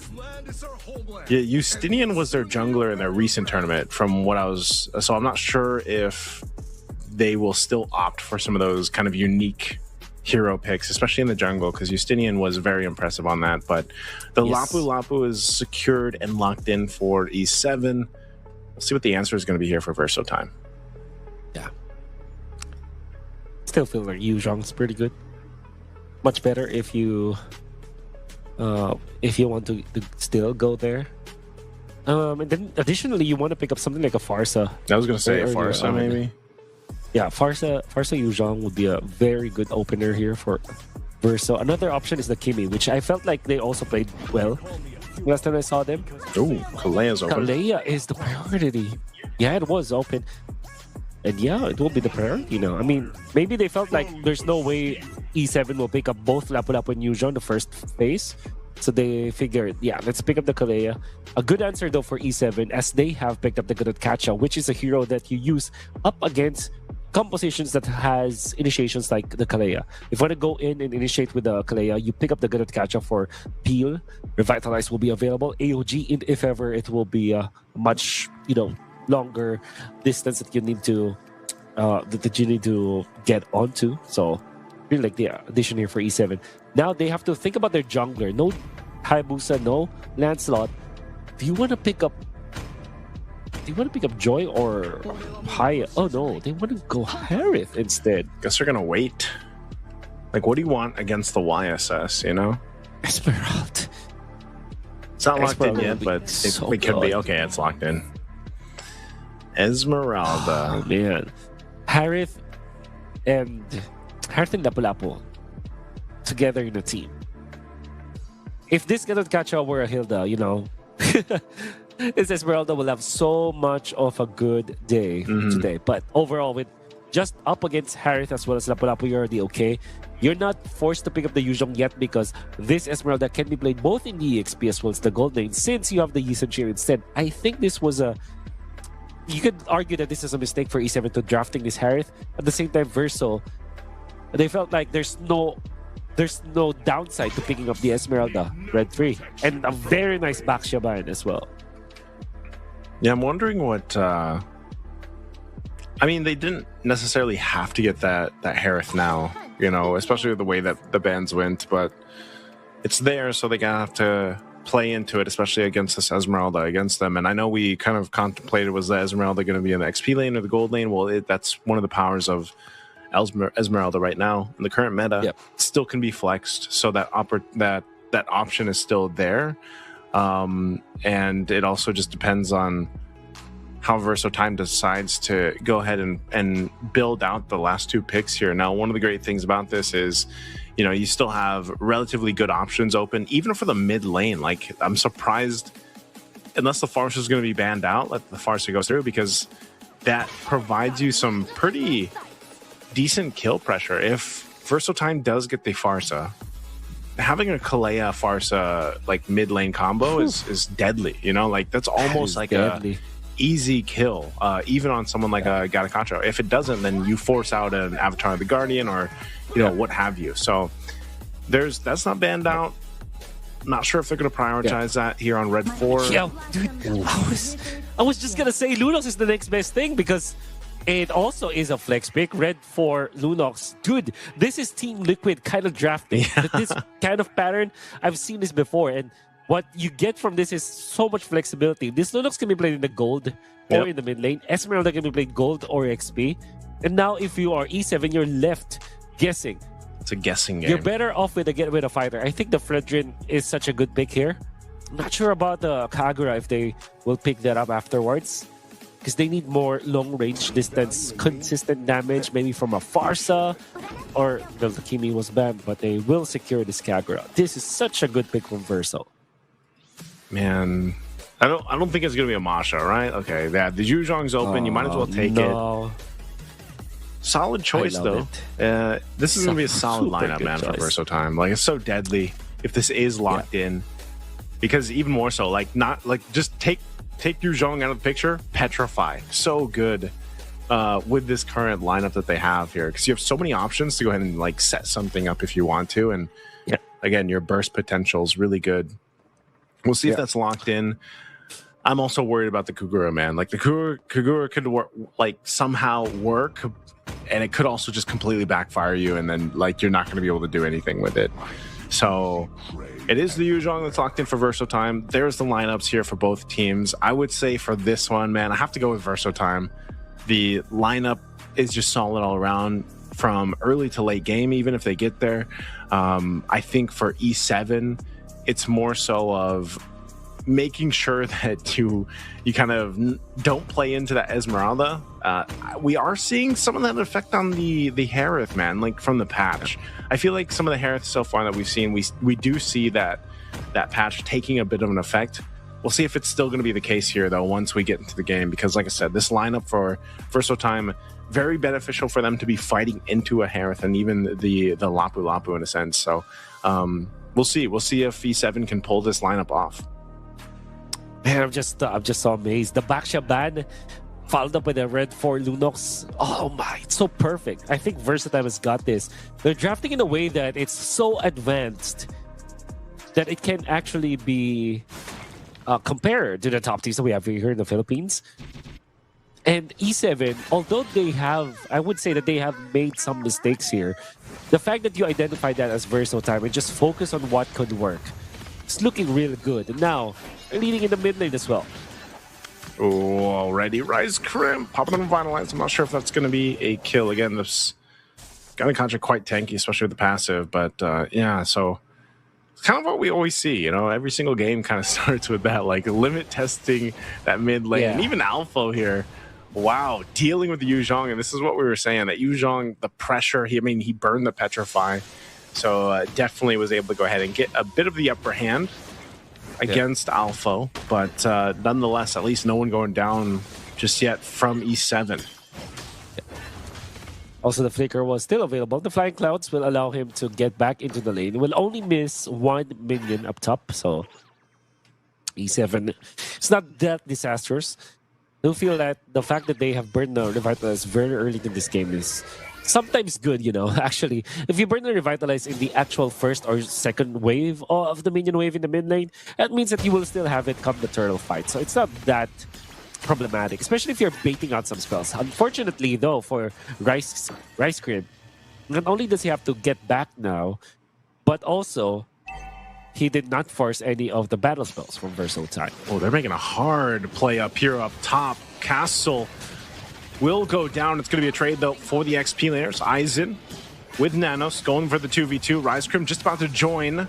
Verso Time's going to have to back off. A Revitalize is going to be popped. The Unbreakable won't reach Verso Boro. So no taunt happening there, but look at Kojic. He's going to wait patiently. Is he going to go for Aizen? The burst damage coming out from the bolts. He is going to get stopped, though, in his tracks, and now he could be trouble. Pops the Brilliance to try to escape. Has to flicker. Relying on the rest of the team to come through. Flying Cloud's going to bring Boro back to the fight. And now Alpha trying to clean up what he can, but he falls anyway. So again, the fight for this turtle still going forward. Verso March now joining this fight. And E7 is pushed off this turtle for now. Rise Crim won't be able to do anything. He's going to be able to get out. Oh, and the Tsunami Slam bringing Rise Crim back. And that's a turtle plus kills for Verso Time. Great sequence of events for Verso Time. They have baited out the commitment coming out from Alpha by Kojic, actually committing the flicker and the ultimate just to get out and also force the rotations coming out from Aizen as well as Alpha. Eventually, when they took out Lapu Lapu, Castle did not fully commit on his whole combo onto just the Lapu Lapu. He actually transferred to more targets. Couldn't find any, but the information was more than enough. And then the timing from March to be there. As soon as they got the turtle, they got level 4 as well on Moro, which probably E7 did not expect. That's why Rice Cream was taken out. Didn't realize that the Kalea will have the ultimate soon because of how they got the turtle. I mean, Verso Time got the turtle. But the flicker play, the Tsunami Slam, they got a bonus kill. Oof. Right now, Oro getting punished. Good catch here for E7 to make a play. So good for them. Again, they don't want this Kalea to continue to just kind of have this free reign on picking out who they want to Tsunami Slam and make a play. So E7's got to be able to get back in this game. They're well off their way to do it. They've nearly equalized the gold. So in a good position for this next turtle to come up here. Once again, I think a big part of this is, can they make this Kogura work? You know, one of the downsides about the Kogura in comparison to a Lunox, for example, is you've really got to be sure you land that Yin Yang Overturn, that, you know, that little bit of burst damage that she comes with, and also the kit that Kogura comes with. It can work, but in comparison to that Lunox, where you kind of have this like this focused in targeting and burn down that you can, especially when you scale up, is so much easier, I feel like, for that Lunox.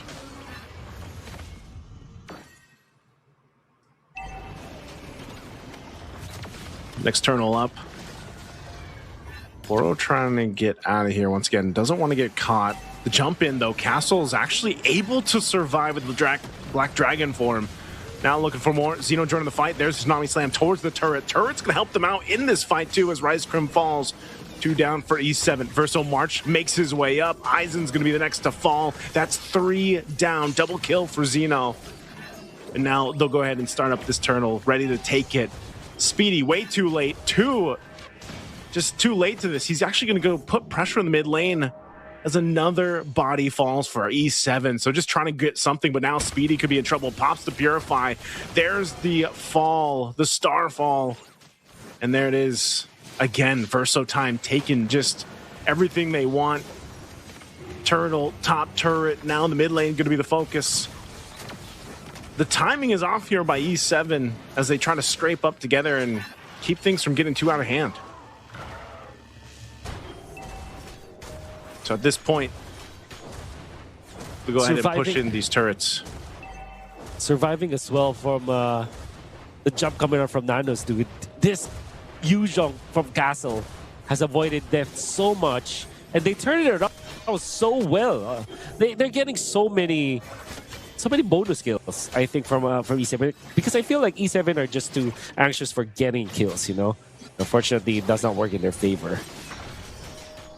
Yeah, again, it's they're losing grounds, man. That's one of the big things. You know, these couple of turrets are paying dividends here already for the space. So it looks like Verso wants to make another play. Reviler is going to be caught. Zeno comes in from the backside. He's going for Speedy. Mount Shocker going to help him out, and now looking for Nanos. But here he is again. Is he going to Tsunami Slam? He does. He brings him back to the team. Aizen going to be in trouble. The 3v3. Meanwhile, there's a fight in the mid lane happening too. Aizen with a sliver of health. He doesn't escape Kojic, and now it's going to be Rise Crim next. They don't have enough burst to take down Rise Crim, but man, again, Verso Time, a decisive team fight win. And they'll continue to put pressure here now in that tier 1 in the mid. Yeah. Kojic is 1-0-6. The impact of this Lunox is so good for Verso Time. He's just supplementing the damage. All the while, Zeno is just chilling. He's just collecting assists and last hits. That's how good the life of the Yi Sun-Shin is, and credits to the entirety of Verso Time. The communication between them, and their team fighting, and their chemistry is just off the charts. E7 could not match up, because if you look at how E7 are comboing their spells, their abilities, it's not looking good. They're not closing off on kills. Whereas for Verso Time, not only are they getting away from the team fight, but they're also closing in on the kills. Yeah, fighting for this turtle now. They already used that conceal, so they're just trying to get the space. Tsunami Slam to bring back Rise Crim. He is gone in an instant. Zaman Force dropped down, but the Black Dragon form is going to go ahead and zone out the rest of E7. Objective not taken just yet. They're going to go clear out that mid. They wait for this Lord to come up in a couple seconds, so they'll just delay it out. Potentially getting the tier 1 turret. Look how stacked this Esmeralda is right now. Verso March, not a care in the world, dealing with these members of E7. They'll make their way for this Lord. It's going to be a free one for Verso Time. Yeah. And already Verso as well as March, they're making additional plays right now. They're not get anything out of them because that's the good catcher anyways. I mean, they know the Lunox goes for the combo to get out of harm's way. And this is a good disengage for Verso Time after the fact that they have taken the Lord, which will then lead to them get 6,000 kills. 6,000 gold as their lead right now. And the Flying Clouds as well, helping the Lunox to get back. Now Verso Time are ready to fight once again. So I'm saying, man, that the Flying Clouds is... it can work against you, it can work for you. You know, if you're a team that's down, then yeah, you can get to the defense a little bit faster, obviously. But again, with E7, they're just not really much of a fighting chance here against Verso Time right now, especially with this lineup hitting that power spike. Castle jumps in, putting the pressure onto the tier 2. It's going to go ahead and fall. An AOG, a big one, though, from Rise Crim. Finally, Speedy getting a kill. So E7 might have just found a little bit of breathing room. They still have work to do. The Lord's still marching down that bottom side. Verso Time playing with this big advantage, about 8,000 gold now. They'll still go ahead and take what they want from the jungle here. Nanos going to try to keep that shield up, trying to maintain that Lord. Boro actually goes down, but Alpha's going to be the trade. So right now, E7 fighting for these turrets. Lord finally taking care of some damage to that base turret in the bottom. But E7 actually holds on to a couple tier 2s for now until that wave pushes in up top. But still, despite the lead that Verso Time had, E7 holds on. Yeah. After a very long time, that was the only positive trade that we've seen for E7. Items now available for Verso Time. That's Radiant Armor for March. And look at him. Just man up against E7. All the while, Zeno was just hitting on the turret. This is how you know that the lineup is already very good in their favor. Now, Fleeting Time is also available for Boro, so that's also important to take note because there will be extended team fights between Verso Time and E7, especially because they have a lot of sustain on E7. Despite them, being down right now, there is still a respectable amount of regeneration from them and sustain. So that will mean that this Fleeting Time from Boro will be instrumental in the latter portions of the game, as it would mean that they will be able to consistently knock up and grab and snag members of E7. As long as, of course, they get a kill. Yeah, I think it's that scaling that they need here, man. I mean, they were so delayed just with the course of this game in terms of Nanos and Speedy being up to where they needed to be in terms of having that damage. So they're in damage control at this point. Maintain what they can, try to keep these base turrets as healthy as possible. That shield still stands in the mid lane, but the Lord is up, and it's just most likely going to go to Verso Time again. I'd be really surprised if E7 tries to fight this. They're going to be way too late for it. So you can see them just clearing out the lanes, trying to wait. Conceal's going to be used. This could be a play with that Kalea. There's a Flicker Tsunami Slam to start the fight. They're going to force it anyway. Alpha jumps in with his own Flicker. Earthshaker, they're going to be fine. Jump in from the AOG from Rise Crim. He pops a Revitalize. He could be in trouble here. He's quite slow, but they're still going to be going. He finally Unbreakables over the wall. He's going to be fine. Still alive, but a whole lot thrown, man. All the battle spells and ultimates thrown out. All this before that push in the mid. Good burst damage from Nanos, though, and now Aizen gonna be in trouble. He's the target as he falls. The trades are happening right under the turret. Boro could be in trouble. Again, a stun from Alpha. He picks up a kill. That Dragon Form from Castle. Castle looking to clean up. They still have Kojic there, firing off from the back. The Lord entering the base. They want to go push it in, possibly. Rise Crim trying to hold on, but Verso March is unkillable. Alpha doesn't have that ultimate that he needs. He might be able to go ahead and delay this a little bit further. Lord's going to be worked on. It does clear out. The mid turret falls, and now Alpha jumps in, but E7 stays in the game. Yeah, great synergy coming out from Aizen as well as Rice Crim to eventually punish Zeno. And then finally we see the strength of this Kagura going in for the Yin Yang to eventually take out Zeno with the Flame Shot as the last hit. Well, it wasn't literally the last hit, but it was the last nudge that they needed for them to be able to take out the Yi Sun-Shin. And without the Yi Sun-Shin, there wasn't any way for Verso Time to end the fight. Oof, look how tanky Verso March is. Here comes the Black Dragon Form. Once again from Castle, looking to set things up. Doesn't quite have the Petrify available, though. So just there to kind of disperse that fight. E7 holding on to the top turret with just a sliver of health. We still a minute away from this Lord to come up, so E7's got some time. Go ahead and get farmed up here. Again, a force fight, Tsunami Slam. He is deleted. Alpha's gone, but the Zaman Force dropped down. They're going to be firing back at Verso Time, but Rise Crim is gone. Kojic low. Boro still up. Still fighting on the top base turret, but Aizen is to follow. Again, the title strike comes through, and they're 4 down. Verso Time looking for game 1 victory. There's nothing Speedy can do against these 4. They'll go ahead and clean up. Focus on the base. Let Speedy take 1, but game 1 goes to Verso Time. I totally understand what E7 were planning to do in that last clash, because you already know that the Flicker is available for the Kalea, and the Flicker Tsunami Slam coming out from Verso Time was perfect. AOG, unfortunately, just a second early, or maybe a fraction of a second early. Had it been late for just a little bit longer, that Tsunami Slam will be completely right. Instead, because the AOG was far too advanced, there was enough reaction from the side of Verso Time to get out of the zone and then get back to the fray, take out Alpha, and then the house of E7 just crumbled afterwards. My God, though, Verso Time played so well and drafted very well. That game looked very one-sided. It all started from the draft, then the execution. The coordination from Verso Time is just so different from what we've seen in E7. Very good here from Zeno, 7-1 and 10 here on the board. Again, this lineup from Verso Time, it's the synergy that works really well for them. You could see throughout the course of the game, too, that they were able to just go ahead and kind of bounce off each other in the way that they utilized the kits that they had. So, you know, for Verso Time to make this work, you got to see it really kind of come to fruition, especially towards the later portion of the game. And I got to say, you know, even for the Kalea, once again, you can't give Verso Time the Kalea. There's something about Kalea and Verso Time where they're just really able to make this lineup or that hero work in a lot of different lineups. So hats off to them for that game 1 victory. But that's just game number 1. We still have plenty of action for game number 2, Verso Time versus E7. That's going to happen after this break. Stick it up with us, guys, as we will back for Games of the Future.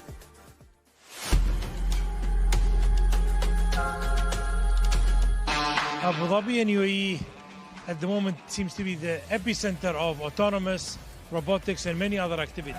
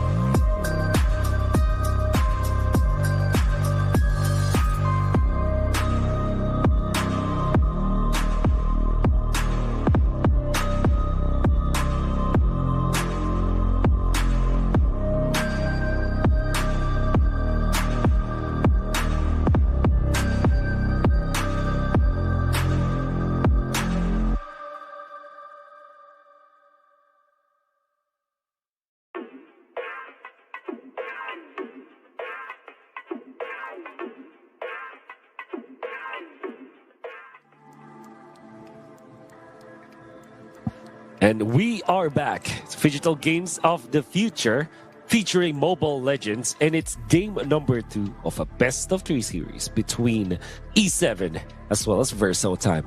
Wolf and Nice bring you the action. And can you give us a little bit of quick recap of what happened in game number 1, Mr. Naisu? I can, Mr. Wolf. A little quick recap for those that missed game 1. Verso Time just had the better draft, honestly, and I will see what they do for Game 2's draft here in just a second, but definitely Verso Time lived up to what we were talking about leading into the series, where, again, very impressive in their recent tournament where a lot of people might have just seen them play for the first time. And they took in a lineup that was very diverse. You know, you had a lot of options. I think they made of course, the Esmeralda worked really well against that lineup that E7 had, which was, you know, shield heavy. They had the Harith, they had Lapu Lapu even. But it was just, again, power picks. Like Verso Time went with some power picks that we saw them use previously in their other tournaments, which was definitely the Kalea. Kalea just works so well. I almost feel like it should either be taken from them or banned out. And of course, the Lunox worked so well.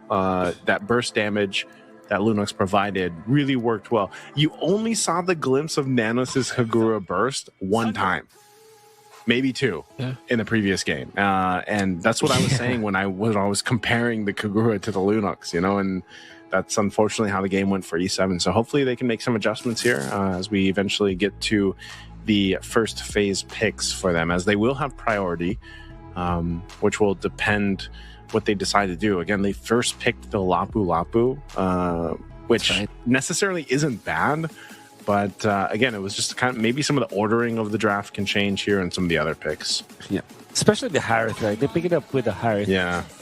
And right now, although Harith has been one of the most reliable gold laners for about 3 seasons now, or that's 1.5 years to think about it, I feel like there is a lot of counters to it. And there's even a nerf on the Harith, so that, you know, it makes even the counters way easier against that Harith. So I feel like they have to deprioritize that. Then again, Verso just blew the draft wide open with the way that they drafted it, the way they banned the Baksha.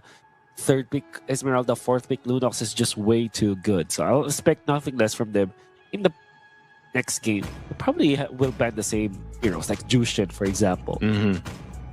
Let's see if they do it. It's interesting, though, because, yeah, there's the Jushin ban. We do know that she was technically nerfed as well. We haven't gotten to see her play, at least here on Stream A, just yet. Maybe we do in the days ahead of us, but I'm not sure if it's too much of a change that she had. Again, you know, when you read through the patch notes, and I know there's a lot of viewers and players out there that they see the patch notes and then they don't read the official patch notes. They go into the game, and you know how there's like the adjustment tab that pops up. Yeah, most people just read that if they care much about the heroes that are getting changes here. So Jushin is one of those. There was a lot of heroes that kind of had that, where it was like quote unquote a nerf, but it wasn't too much of a nerf, or, you know, nothing too drastic. But over on this side, E7 takes the Cho first pick. This is not actually something you see too often, man. Blue side first pick Cho.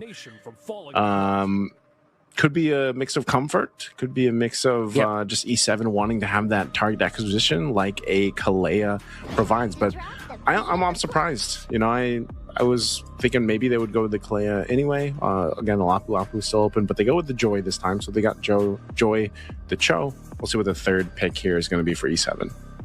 Yeah, should be Angela, maybe, if they want to really counter this strategy for the Kalea. But seeing that they have already chosen this Cho kind of makes me think, will they even consider getting the Angela? Maybe just get their XP lane as this moment, like maybe a Lapu Lapu. That way, they're not that scared about the... Oh, they pick up the Granger instead. A strong lane in the side lane. Now, for Verso, they will just pick up the Ruby. Didn't even think twice as picking it up. So there's a lot of control already for Verso. So the way that you do it is you have the Ruby to force some of the anti-CC that the Joy has, because the Joy has a way for herself to protect herself. I mean, with one crowd control, right? You can be CC immune for just a very short time, but that's more than enough usually for a Joy to wreak havoc, right? However, if you have multiple sources of short CCs, like the Ruby, for example, technically a lot of ways for the Ruby to control the Joy, then it's way better. And also, it's very difficult to dodge the stun from the Ruby. So what generally happens is that you start with the Ruby, and then the Kalea will find the better initiation afterwards. So I understand why Verso Time went for this pick. Yeah, Verso Time, again, this Ruby is a pick that popped up a few times actually in their recent tournament. And it's definitely something that's utilized really well. It's also been paired with the Kalea. So like the crowd control that you have here is already really good. Like, I mean, I don't know what other crowd control they're going to go for, and especially they still need that mid lane, and then they need their gold lane, unless depending where this Ruby goes, or the XP lane if it is going to be a gold lane Ruby. They have a couple options that they can go with. Like I said, the Lapu Lapu is still open. The Phoveus ban, that's interesting. Why the Phoveus ban here? What are they planning? Are they taking the Herald? Yeah, that's what I was about to say, because that is definitely an option. And of course, because of the multiple He's and Chikara hates playing up against that, especially with the Cho in there, and they wanted to go for the Arlet instead. So the signature pick, man. Ruby. Yep. This is the Golden Ruby. Yeah. This is the Arlot of Castle that I think impressed a lot of people when they got to see it. That's right. Oh, Novaria. I haven't seen this in a very long time. That's your supplement. Now they're just waiting for mid laners for Verso. You need some burst. I would argue Lunox is still good. They're hovering the Kadena. Kadena is very good, but it's not as good as the Lunox, for example. Especially against range, Novaria. Like, what do you want to take? Right. You actually go Valentina. I mean, you have couple ultimates you can take, really. Like, I could see them even taking the Trizza ult, like just taking that penalty zone. But Joy ultimate is also good to get. It's like bursting. You're not required to get the stacks anyways. Selena and the Kalea classic combo doesn't have the actual burst that you need, but it's more than enough, especially if you have a lot of stuns. And Verso type did not go stingy when it comes to the stuns. You have Arlet, you have literally everyone. Crowd control, yes. Yes, crowd control, yeah. How much crowd control do we need? Yes, just all of it, basically. I mean, this could be really bad for E7, man. I mean, just getting an arrow or pulled, or any of the crowd control or Tsunami Slam, that's almost an automatic death. So we'll see if this lineup this time around for E7 is able to go ahead and withstand some of that, because like I was saying, these are signature picks, and you have so many options to either peel or most of the time set up fights. Like the Arlot and Ruby alone, the Kalea, the arrows if they land. Like I'd be kind of worried here if I was E7 on dealing with all that crowd control, because the space that you need is going to be so difficult to get.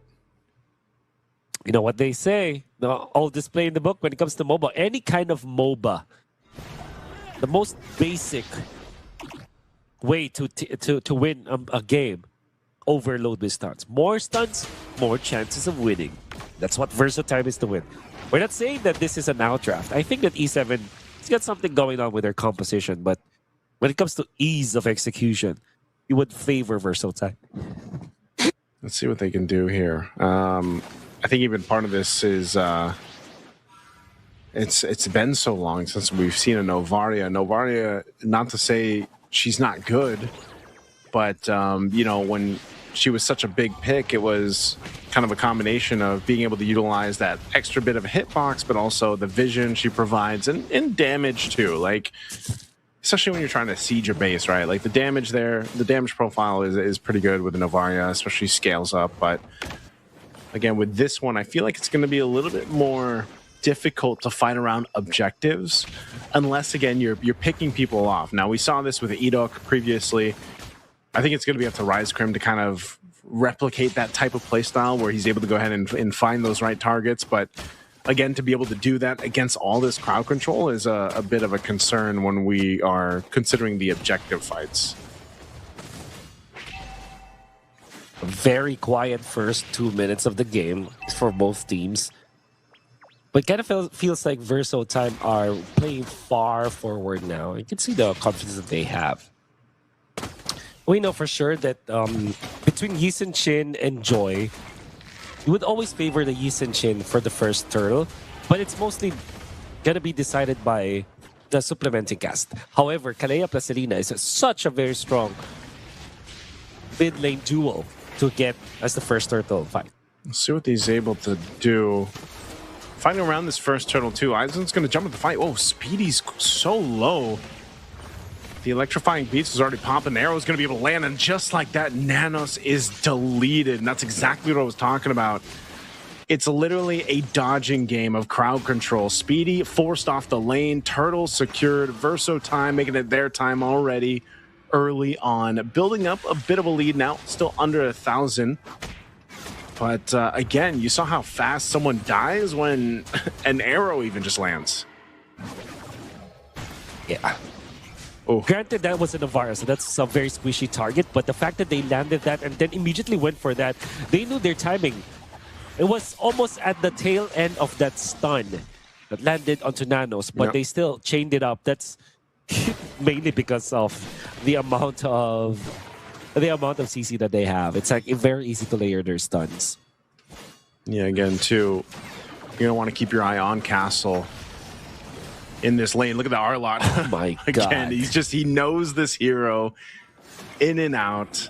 And you'll continue to see Castle play into that matchup. Gets a good call from Zeno. And they make a play happen. Kojic nearly getting caught there. Rise Krim going to be the one. He takes an arrow, and that's going to be a kill again. These arrows have been on point from Kojic. And it's just hard to escape. Aizen looks like he grabbed the purple buff from the hands of Zeno, though, so at least a bit of a win there for E7 in the jungle. Yep. They have communicated that the Retribution was used up top to take the kill onto the Turizda. And what they did was, okay, we lost our Turizda up top, we lost our Cho in the middle. They're far too busy. I will get the purple. So great timing coming up from Aizen, but they will need more of that. There's a kick. It's going to be on Boro, though. Tsunami Slam to the teammates. Here comes Castle as well. Aizen gone, fighting in the jungle. Gets the stun with a vengeance, too. Rise Krim out of it. So Verso Time will also take back a purple buff to their side after having it taken from them. That's a double from Zeno. Man, this E7's just falling apart now. 4 minutes in after a quiet start to the game, Verso Time once again finds something across the map on both sides. It's so easy for them to collect some kills now. So you just run over. Anybody that gets hit by one stun will be followed up by another. The Verso Time are just styling on E7 right now, especially with the way that they're rotating. They're not letting up. Pedal to the metal for Verso Time right now. And it's just the second turtle, but they're only leading by 4,000 gold. So fast here on this take, too. Objective E7 scraping up what they can. Orange buff's going to be taken, too. They decide to go ahead and make a push up here on the top one at turret. Castle is there, just around the corner. Boro's there to back him up if he needs it, but he'll just clear the lanes out. Picks up an Oracle at this point, too, so a little bit more tanky, but already off to a great start on this Arlot. Like I said, signature hero for Castle so far, but again, it's not even just Castle, it's just everybody's crowd control that we talked about in the draft. Yeah.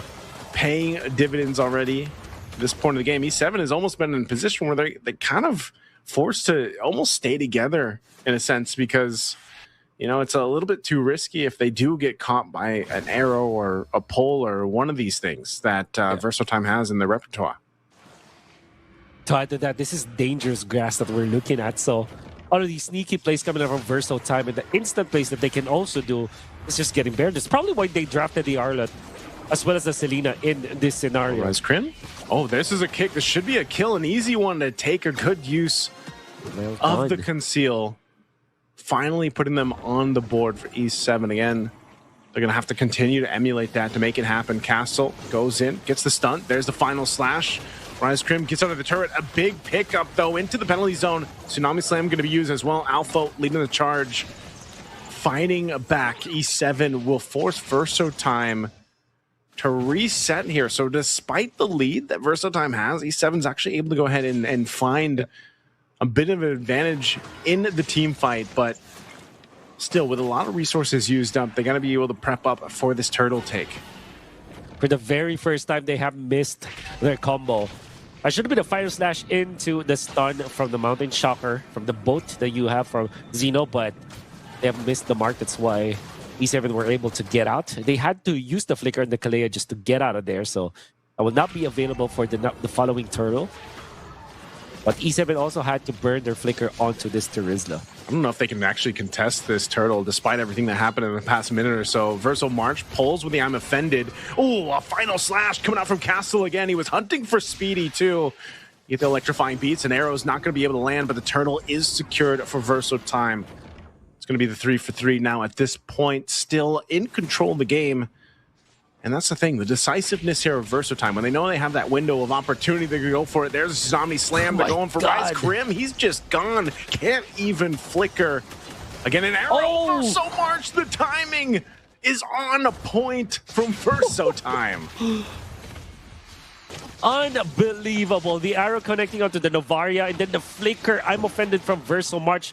I think that was worth it because that's the Novaria we're talking about. Even when you had to commit their Flicker, that is the wave clear from E7 gone.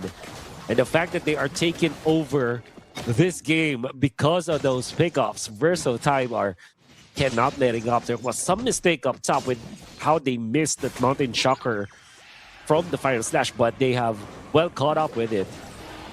They are bouncing back even better than what they were doing in the first 4 minutes of the game. Oof, Rise Grim on the hunt. Gets the way of the Dragon off. It's on Verso March, so he does heal back a little bit before eventually going down, but now Alpha going to be in trouble. Verso Castle able to clean up that one. They're fighting under this tier 2 in the bottom lane.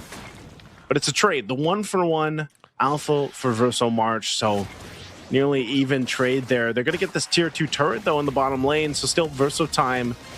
It's a bit of an advantage. Oh, electrifying beat's going to be used. Eisen going final slash, able to find 2. Mountain Shocker won't be able to land in time, but they'll make their way to reset, clear out the lane, and they still have 20 seconds for that lore to come up here. So Verso Time just taking their pickings against E7. So if they didn't have the lead, their advantage is their stuns. And even in that scenario, the Joy just can't stay and pop the spells in front of the members of Verso Time. And if you add to that, the fact that they are leading by 7,000, you see how Eisen melted. I understand why the Joy would have gone for that play. Had it been a different lineup for Verso Time, things will be different. But Eisen can only cleanse himself from one stun of Verso Time. And Verso Time has infinite amount of stuns at this point. Yeah, the burst that they had, the damage that they have with Zeno as well as Kojic and Castle, they have melted down the Joy like butter. That's how quick it happens, man. I mean, they are the hot knife through the butter. And it's, you know, that's the difficult part of it is Verso Time's got all the knives. You know, if they miss one or the scythe, they miss the scythe, they got the whatever Arlon has. What does he have? Spears or something? Like, you know, he's got you have so many options. Not only that, but then you've got, like I said, the Tsunami Slam is able to go ahead and target someone down immediately, especially if Verso Boro decides to go ahead and actually burn the Flicker. A lot of the times he hasn't had to, you know, so they're just working synergistically with each other, with the kits that they have. And this is like, if you could save this loadout lineup from Verso Time, it's just literally called CC. Like, it's just crowd control, you know? And so it gives you that opportunity. Like, if you do miss one of them, like, you have 4 others that you can essentially rely on. So they get ready to approach the base here of E7. Shields are going to go ahead and pop down bot, mid, and top eventually. Lord will go ahead and get one charge into the base, but still maintaining the base turrets. For some time, keep an eye out. They have all the tools to force a fight if they want to, but they'll respect the defense from E7. They actually won't push into the base just yet, unless this point they do. Flickers are available. We'll see what Boro does. They're going to go ahead and take it down, potentially the turret. They don't get it cleared out, though. So the turret still stands. E7 maintains their base turrets. To be fair, E7 has got great tools to defend. as long as the Grangers was, the Novara is alive. This means that E7 will always be able to defend. So this is going to be a mini game between the Novara as well as the Arlet. Oh, he has to use the penalty zone defensively, so that's a big resource that they need that's going to be down. I'm not sure if they can actually convert this into a turret take just yet. Verso Time's got plenty of time to go ahead and take this out. There's the kick, though. Rise Crim's going to be the one to start the fight anyway. Kojic is gone, but now Alpha is going to be caught out. And with no penalty zone, he'll be the trade, the 1-for-1. And now Verso Time knows they can go ahead and take down the mid turret, but they've got no minions. They will get this bottom one, though. Base turret's going to fall. 30 seconds still, that Lord to come up. I don't think Verso Time can get any more, but they'll go ahead and get back to reset before the Lord take. Valiant defense coming from Alpha. Actually, they have found a good target out there. A hero that, probably the only hero that they can easily take out from the members of Verso Time. And they have found it at the expense of Alpha and their bottom lane turret. But if you think about it, if E7 did not make a move during that moment, Verso Time will just collect the Lord and just take over the game afterwards. So you would understand why E7 went for that play. Verso Time were just way too good when it comes to their counter engagement. And of course, they have a massive lead that they can throw over E7. See what they do. Lord's up. E7 down 10,000 gold. Not really in the position to fight, but they might just have to make a potential play, but it doesn't seem like they're going to do that. Rise Crim will go ahead and clear up that top lane. Trying to delay some of this. Again, Lord secured here for Verso Time. With the bottom base turret down and the shields already popped, this should be another easy push into the mid to get the turret down. We'll see how they play it out. E7, again, just not in the best fighting form yet. An arrow's going to land here in the mid lane. Ice Cream will kind of keep them at bay here, but again, Verso March causing havoc on this Ruby. There's the pull. Eisen's going to be gone. Mount Shocker going to be used. Alpha forced off. Still no Lord in check just yet. They just got the mid turret. Lord will go ahead and make its way down a bot, but Castle goes in with a final slash. He only finds Alpha. Alpha penalty zones, able to find two. Now Rise Crim quite low, taking the damage. Alpha doesn't survive, and now they're going to wipe him out. It's only Rise Crim left alive, and Verso Time will go for the sweep against E7 in our second match of Group A for the day. A back-to-back dominant performance coming out from Verso Time. This game number 2 also went down as a one-sided affair because of the draft. Verso Time has got a lot of plays, a lot of strats that they have brought to games of the future, and they have shown us 2 of them, and they both look good. In the last question, game number 2, we saw how good the Tsunami Slam was. This time they sacrificed one of their players once again, like to be in front, but they initiated with the Ruby as well as the Arlet, but the real ultimate that they were looking for was a Tsunami Slam, and they caught the joy with it. Since catching Eisen was so important for Verso Time, for them to break the base open after taking down the jungler of E7, the rest of the members of E7 just can't do anything. They don't have any ways to get information. They don't have any ways to start the fights. Even then, Alpha was under duress. He couldn't find the opening. And MVP, this guy's just collecting MVP accolades. Yeah, Mr. Castle here. Like I said, when that Arlot was locked in, I was like, oh man, this can be tough, because again, we saw his performance on it in Winter is Coming. The Arlot was super impressive for a lot of people that got to watch Castle play, and like I said, he's a long-time player, back from some of the first iterations of tournaments out there in their region, ECA region. So again, showing just how good he is with the Arlot. I think some teams might even potentially either ban it out or take it themselves. I don't know. But this was just, like I said, a lineup built off crowd control. They had all the options in the world, even if they missed something. And it provided them with a solid game plan from start to finish. And that's kind of what we highlighted on Wolf going through that draft. Is it was just, from game 1 to game 2, honestly, it was just a better draft. They outdrafted what E7 decided to go ahead and bring to the table here. So you guys can see it, right? Group A, this is where we fall into place here now that we have that round 1 done. We do have one more match for us today. That's going to be going back to Group Group C. And we'll get to see between Team Falcons and the Mongols, who will be going into their respective matches moving forward here. But very interesting day one so far. We've got one more match, like I said. Yeah. And how exciting is that Aurora Gaming PH versus Verso Time round number 2? That will be tomorrow. But for now, we're going to be hopping into a break. When we do come back, it's another round 1 match to decide who wins between Falcons as well as Mongols. So do not go away, because there's plenty more MOBB action all here at the Digital Games of the Future Abu Dhabi. Abu Dhabi and UAE at the moment seems to be the epicenter of autonomous, robotics, and many other activities.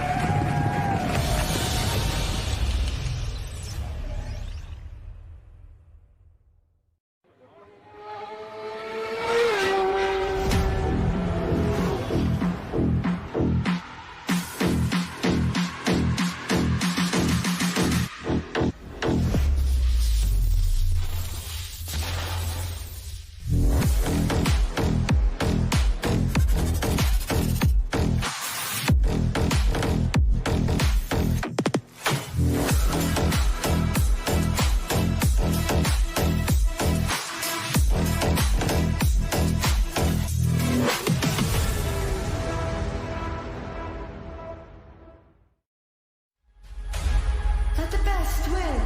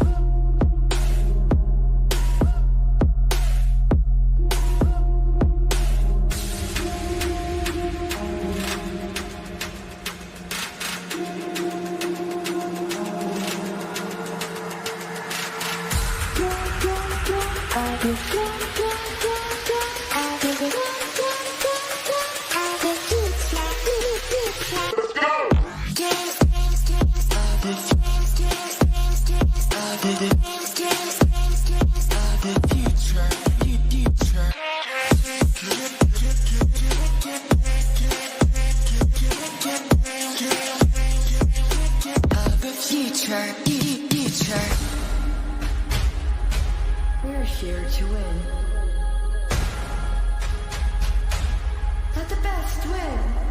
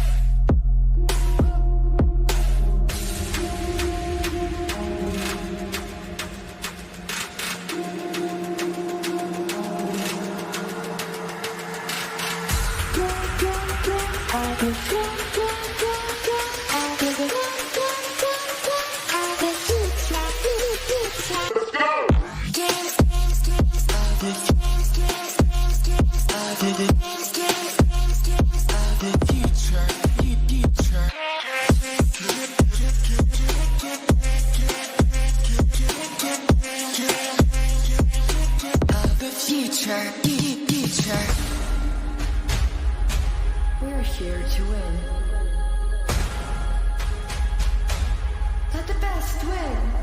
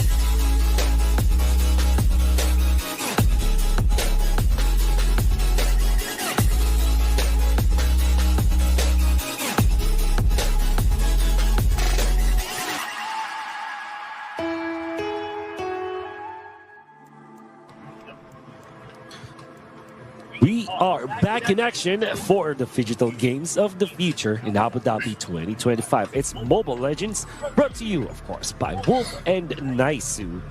My God, what a day we've had. But we still have one more, Naisu.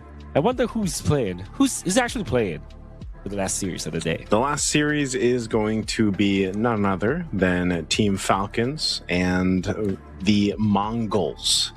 That's who we got for our last match of the day. That is going back over to Group C. So this is going to be the decider to see who moves on forward to round 2 to either face off against RNQ Hoshi or Team Spirit. So yeah, again, and also we get a glimpse of what the results were from the other stream. Again, there's 2 streams happening right now, guys. So we've got the A stream over here, and then or stream A, and then we got stream B. And yeah, you can see it. Interesting. DFYG getting a sweep, by the way. I'm looking forward to seeing some of the teams that we didn't get to see here on our own stream. Eventually, when we get to that main stage, again, it's Team Falcons versus the Mongols. And I would say for a majority of our audience out there, Wolf, like, people are going to be familiar with Team Falcons. These guys are players that have been playing around for quite a while. Again, we'll take a look at the lineup here in just a bit, but yeah, you know, familiar names out there are going to be like Tarzan, Cuffin, Sano, Troll, I believe Koba, Sanji. I'm not sure if Boyet is still there. I think he was, he should still be there as well. Yeah. But yeah, Team Falcons, very well-known team up to this point. Yeah, here we go. Here's the lineup. That's what we got. There's Boyet. So yeah, we got Sano, Sanji, Cuffin, Troll, and Boyet there. So again, familiar faces. We'll see if how they fare up against the Team Mongols. Again, this Team Mongols though might not be as well known, Wolf, but they have been competing though for a while. They have always been in the Southeast Asian scene, be it through the wild cards, be it through some of the other tournaments that we have. Even when there's a federation tournament, this is the team that you would look for in when they're coming from Mongolia. It's a very interesting team. I think that they also have a Filipino coach, if I'm not mistaken. So yeah, that's Shenlin, that's Rinks, Mikey, Mumu, as well as Zetsu. So I'm gonna confirm right now, but I'm pretty sure they have a Filipino coach, from what I remember. They have. Okay. Do they have a Filipino coach? It's not. I don't think. Apparently not. Yeah, it was Team Falcons that has a Filipino coach. Was it? You thinking of Zico for Team Falcons? No, Paui. Paui. Yeah. Gotcha. Paui. I think I saw him for Team Falcons. Yeah. So we're gonna see it later on for sure. Yeah. Team Mongols, though, on the other hand, like, again, a team that maybe so many people aren't familiar with. Again, you know, some of the teams that get to mainly compete through the wild cards. You know, they're not everyone gets to see those games. But for those that don't know, the Mongols, maybe the last time that for majority of the audience got to see it, that was back in MSC 2025, just this year. They went up against Virtus Pro, right? And they got 2-0'd there. But it looks like their time in their respective tournaments after that, they did relatively well, you know. Not too bad. Again, this is a team that probably needs some more reps, and that's usually what happens when you have you know, some of these teams kind of go through these paces and these international tournaments, and they learn a lot from them. And I always feel like when we look at teams who aren't as well known or as versed in the international scenes, that's what they get to do. You know, they get to go gain XP, gain that that chance to play against, let's say, relatively stronger teams than them. But there's a lot that you can take out of those moments and that experience, you know. And Team Falcons, their opponents, is one of the teams that did that before, you know. And then Team Falcons goes and does really, really well in their regional tournaments for MPL MENA. They are the current, or most recent MPL MENA champions, who went up against the familiar faces of the last series. They went up against Axe, right, in the grand final. They did. So, you know, again, I think even for Team Falcons, they have been repeatedly trying to improve on the international sense, right? Like, their regional performances have naturally been really good over time, I feel like, but their international performance, I feel like, has always been something that Team Falcons has wanted to improve on. And it's good that they've relatively stayed with a similar lineup, you know, from tournament to tournament. Also, if I remember right, some of these players, I'm not sure if they're done now, but there were also some medical students here. So I remember talking to them in person when I first met them years ago, that, you know, they had to balance between their medical studies and then basically being professional players. Yeah. So, you know, that's one of the things that they had to work through and balance. And it was funny because for the longest time, I believe the Team Falcons boys and the other team, the Axe players, had this kind of like rivalry between them. And it's funny that they just recently had their grand final, you know, and that's happened many times. But again, when you look at that team, the very similar situation like they are for the Mongols, as we see here on the screen. It's like these guys love these international appearances. What, you know, because it's that big opportunity to go ahead and play against, you know, I'm sure some of these players idolize some of the players that have been, you know, some of the biggest names of the esport for MLBB, and they get to go ahead and try to match them and face off against them. And I think this is, honestly, for our matches here today, at least here on Stream A-Wolf, I would say this is relatively one of the closer matchups that we're going to see. Again, today's been all sweeps. It's all been 2-0s. It's been relatively quick games, you know, besides the one, I believe, 20-minute game that we witnessed just previously. So this one, I think,